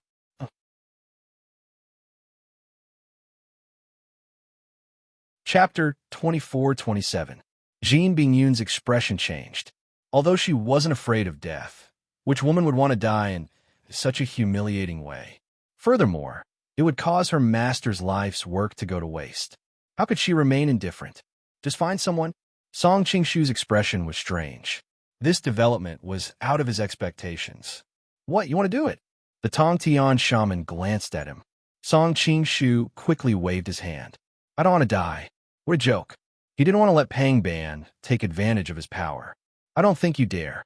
The Tong Tian shaman sneered. You make it sound like you dare. Song Qingshu's expression was gloomy. The Tong Tian shaman ignored him. He thought for a while and said, How about we find a beggar on the street? No, beggars don't have any cultivation. Pang Ban might not fall for it. Let's find a third-rate master. This way, Pang Ban won't be able to detect us at first. It'll be too late for regrets when he starts to use his demonic arts. Ha ha! Hearing him discuss her tragic fate, Jean Bingyun's face turned red and white. She closed her eyes and tried to use her power to break her heart. However, the Tongtian shaman was already prepared and immediately sealed a few of her major meridians. The martial arts of the Demon Master Palace are quite unique. The Tongtian shaman was also amazed. She opened her meridians in such a short time and gained the ability to commit suicide. Jean Bingyun scolded, You are all grandmasters. How can you use such a despicable method to deal with a weak girl? Weak girl? The Tongtian shaman sneered. Since when did the holy maiden of the Demon Master Palace become a weak girl? Song Qingshu thought for a while and said, How about we find Kublai? He knew that Kublai would become a threat to the Central Plains in the future. It was better to get rid of him as soon as possible. The Tongtian shaman shook his head. No, Kublai and Ali Buj are fighting fiercely. They have formed a balance. Breaking this balance is not beneficial to us. In the beginning, he had also thought about Kublai and even Temujin's other brother, Temujin. However, he knew that Temujin had his own ambitions for the throne, so it was more useful to keep such an ambitious person around. Hearing his explanation, Song Qingshu nodded his head. Song Qingshu's view of history was too heroic. There were many things that could not be changed by a single person. With Mongolia's current strength, even if there was no Kublai, there would still be Zhang Bailai and Wang Bailai. They would still covet the land of the Central Plains.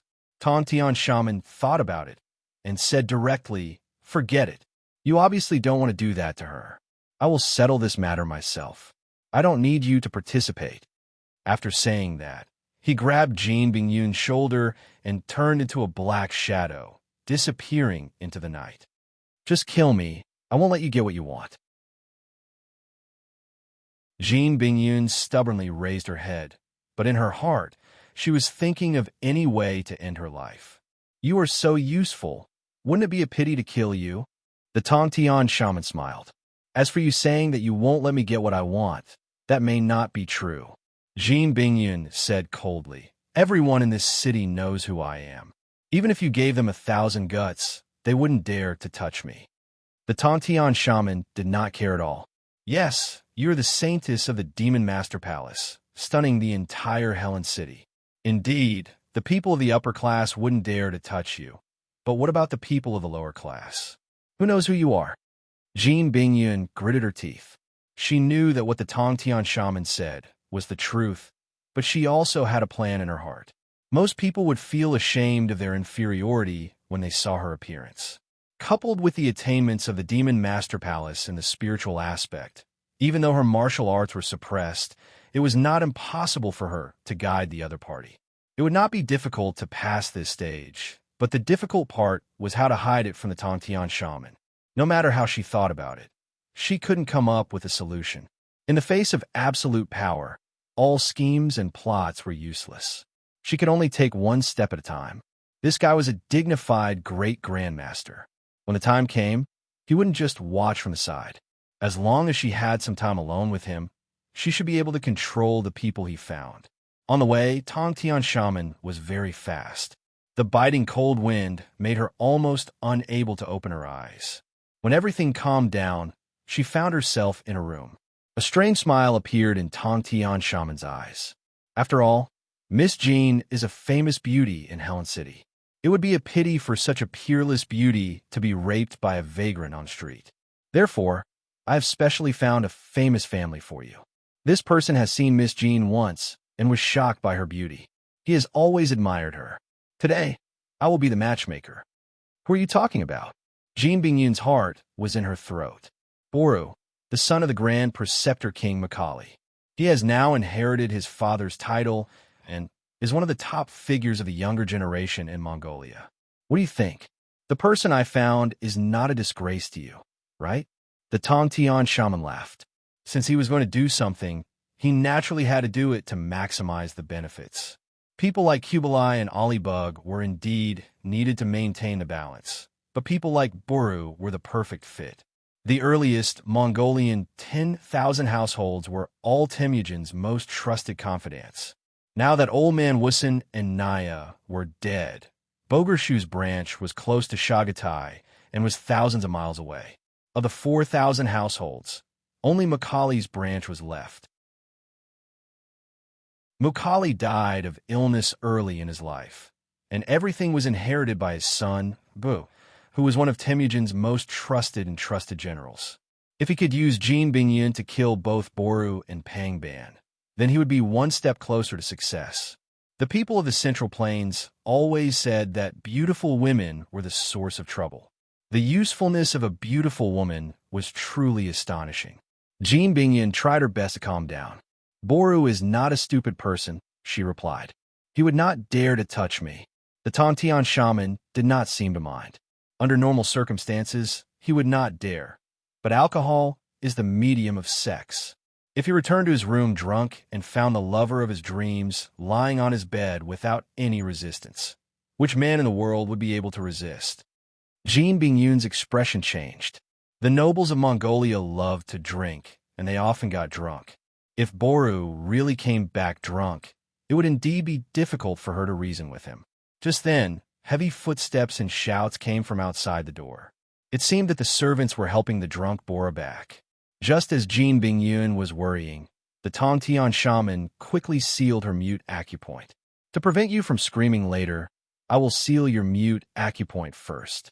The only pity is that Boru will not be able to hear you moaning in his ear. Shameless, Jean Bingyun thought to herself. They were both grandmasters.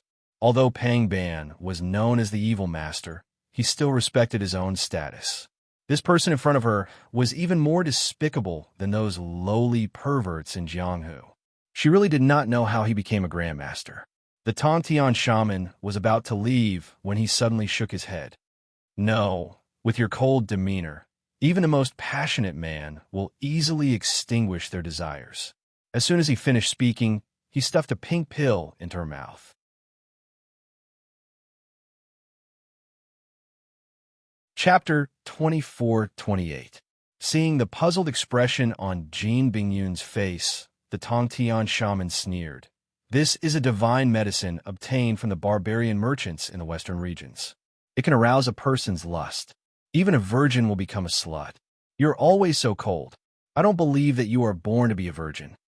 Jin Bingyun's pale face instantly turned red. She didn't know if she was embarrassed or angry.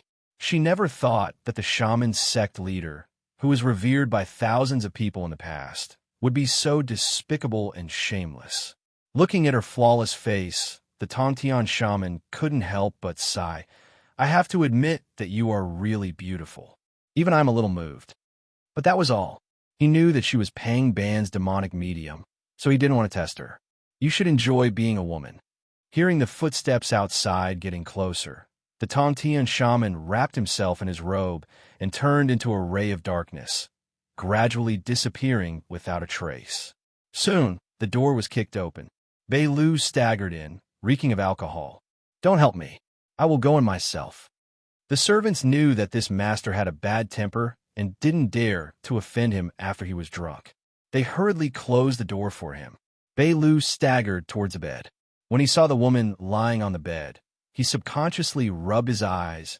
Miss Jean? Jin Bingyun was overjoyed.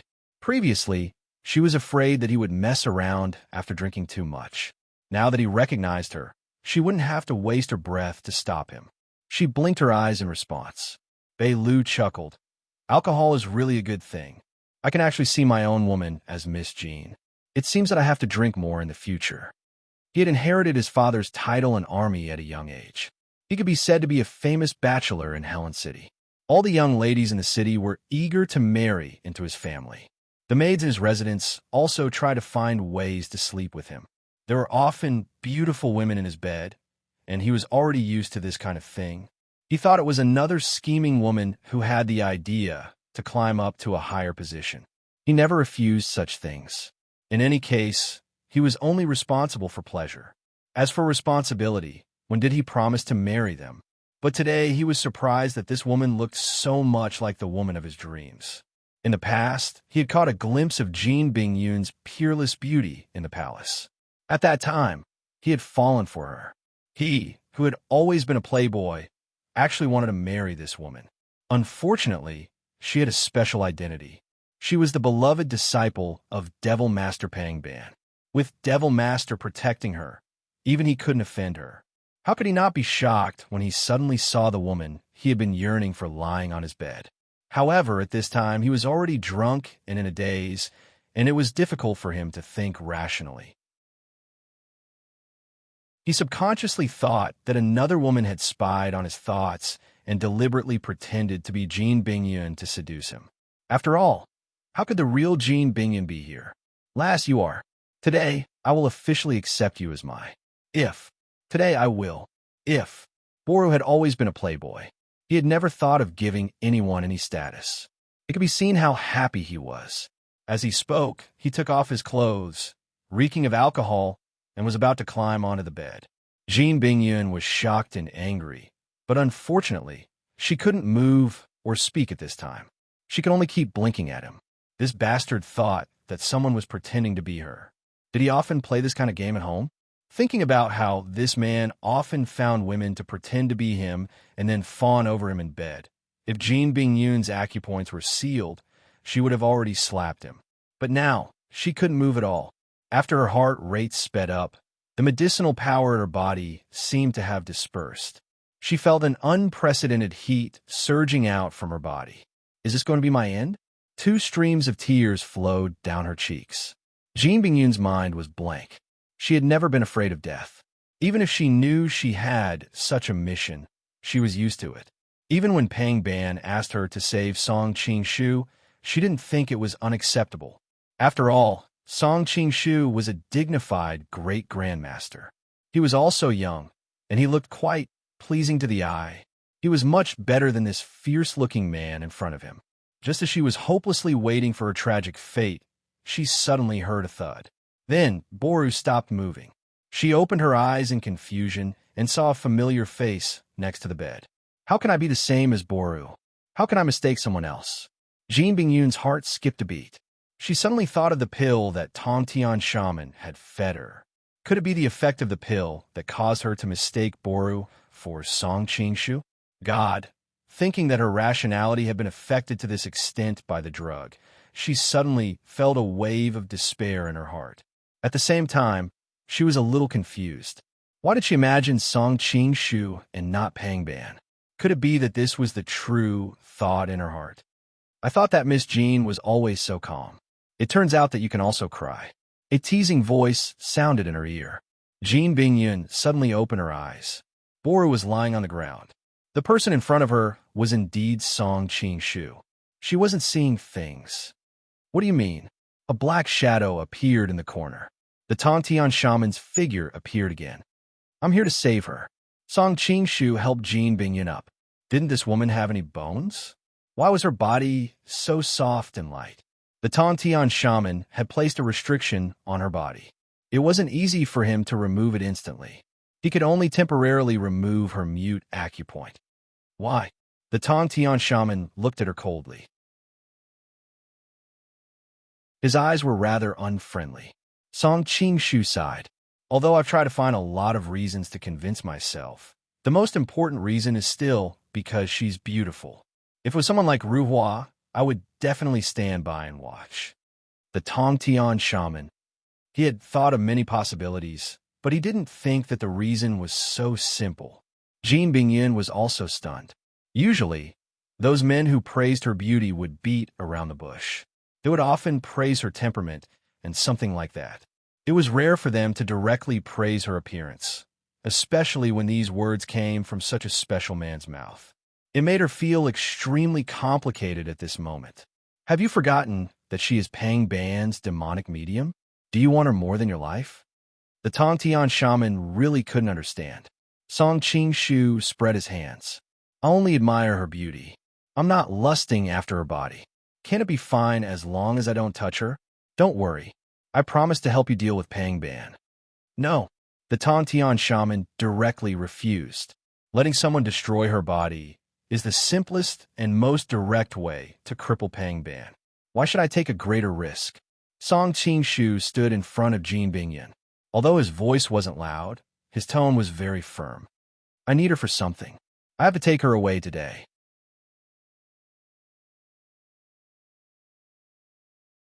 Chapter 24-29. Because of the effect of the drug, Jean Bingyun was more sensitive than usual. When she heard the word use, her pretty face turned red. Obviously, she had misunderstood. The Tongtian shaman said coldly, "You are injured. You are no match for me." Song Qingshu looked relaxed.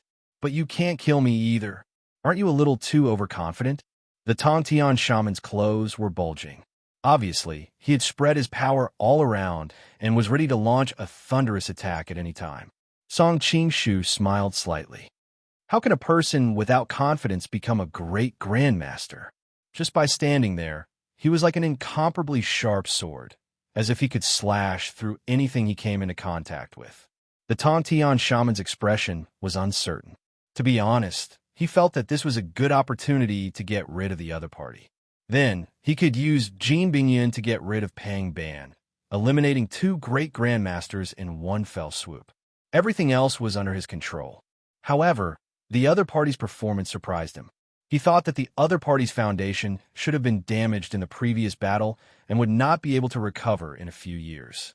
But now, although he was injured, it seemed that the injury on his body was not as serious as he had imagined. Could it be that he has some special healing method? After weighing the pros and cons, the Skirite shaman decided not to take the risk. In a one-on-one fight between great grandmasters, it was not easy to determine the victor, let alone kill them. Although Song Qingshu was injured, his lightness skill was too high. If he were to escape and announce what he had done to the public, it would not be worth it. Thinking of all this, the Tongtian shaman's expression softened a little. Since you want to be a hero and save the beauty, I am happy to help you. I hope you remember your promise just now and deal with Pang Ban with me. As soon as he finished speaking, His cloak fluttered, and he turned into a black crow that filled the sky and disappeared. Song Qingshu was stunned. He thought that this move was really cool. He wanted to find a chance to let him teach him how to do it. A moan came from behind him. In fact, Song Qingshu did not know how to describe this sound. It seemed to come from his throat and nose. It sounded like a scream and a moan. It was sweet and sweet like a spoiled child. No matter how he thought about it, the ancient dragon's moan was the most appropriate description. Turning around, Song Qingshu noticed that Jin Bingyun was lying on the bed. Her face was abnormally flushed, and her eyes were no longer as cold as they usually were. Instead, they were sparkling as if they were about to drip water. Song Qingshu could not help but sigh. This Tong Tianwu looks so serious, but he actually carries aphrodisiacs with him. TSK, TSK, TSK. Jin Bingyun looked at him with a face full of hidden bitterness, thinking that now was not the time to talk about this. Can you help me unseal my acupoints first? As soon as she said those words, even she was shocked. Her tone was completely different from her usual coldness, as if she was acting coquettishly. Song Qingshu thought to himself that there was no such thing as an ice mountain or a snow lady. Everyone was the same when they were aroused. He sat down by the bed and unsealed her acupoints as he lamented. After all, this Tongtian shaman is not a professional. He stuffed you into the bed and didn't even take off your clothes. What if Boru resisted the temptation? Jin Bingyun, do you do things like this often? She finally could not help but ask. Song Qingshu's expression turned serious. Of course not. Am I that kind of person? Jin Bingyun nodded. I think you are. However, the strange feeling in her body made her frown tightly. Noticing her expression, Song Qingshu did not waste any time. You don't seem to be in a good situation right now. Do you need my help? No. Jin Bingyun refused angrily. In fact, she did not understand.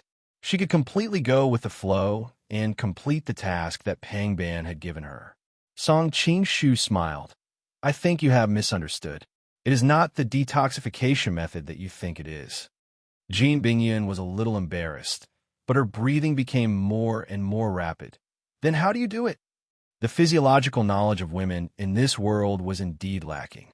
Song Qingshu replied with a sigh. I can save you, but not for free. You have to promise me one thing. What is it? Even in this situation, Jin Bingyun did not carelessly agree. Song Qingshu said, First, you have to keep today's matter a secret, especially the identity of the Tongtian shaman. Second, I need you to help me transfer away the masters from the Demon Palace's high tower. Jin Bingyun frowned. No, I have to tell Master about the Tongtian shaman. As for helping you transfer away the masters from the Demon Palace's high tower, that is not a problem. Song Qingshu immediately felt his teeth aching. We're already in this situation. Can't you just say something nice to fool us? Aren't you afraid that I will kill you to silence you? You are not that kind of person. Jin Bingyun's usually cold face bloomed with a trace of a smile, like the melting of ice and snow, with a soul-stirring beauty. Being unsuspectingly given the good guy card, Song Qingshu also felt a pain in the ass. He found that he was becoming less and less suitable to be a bad guy. Forget it, we will talk about the Tongtian shaman later. I will take you away from here first. In fact, even if she agreed, he would not dare to believe it. The binding force of a promise in this world was too small. Do you want me to help you? Song Qingshu asked. No need. Jin Bingyun shook her head. She got up and took 2 steps. Suddenly her whole body trembled. Her legs were tightly clamped together, and she stopped in place with a red face. Song Qingshu naturally knew the reason. He went over and carried her. You are not in a good state to walk. Jin Bingyun had never been in such close contact with a man. In order to divert attention, she hurriedly said, Looking at your lightness skill, it seems that your injury is not serious. Do you want me to be seriously injured? Song Qingshu asked with a smile. No. His smile made Jin Bingyun a little uncomfortable. It is just that you should not have recovered so quickly after the battle that night. Who told me to meet a kind person? Song Qingshu's mind flashed with the image of Princess Yaluan's gentle face. and he could not help but smile. Jean Bingyan wanted to ask who that person was, but she immediately realized that he would not answer her. So she asked, "How do you plan to save me?" She was in a very bad condition. She was skilled in martial arts and had seen a lot, but she had zero knowledge in this area. Her heart was filled with fear. "You will know soon." Not long later, Song Qing-shu carried her and jumped into a small courtyard. "We are here." Jean Bingyan looked around and found the two of them by a well. She was about to ask why they were here when he had already filled a bucket of cold water and poured it on her. Ah, Jean Bingyan shuddered. Mo Bay was already cold at night. Many rivers would freeze over. The bottom of the well was underground water, so it did not freeze. However, one could imagine how cold it was when it drenched her. "How do you feel now? Do you want another bucket?" Song Qing-shu looked at her with a smile. The medicine used by a Tongtian shaman was not rare. No matter how high one's lust was, a bucket of cold water was enough to dissipate completely. "No, there is no need." Jean Bingyan hugged her arms and shivered. Even though she was skilled in martial arts, it was still very cold to be drenched in cold water.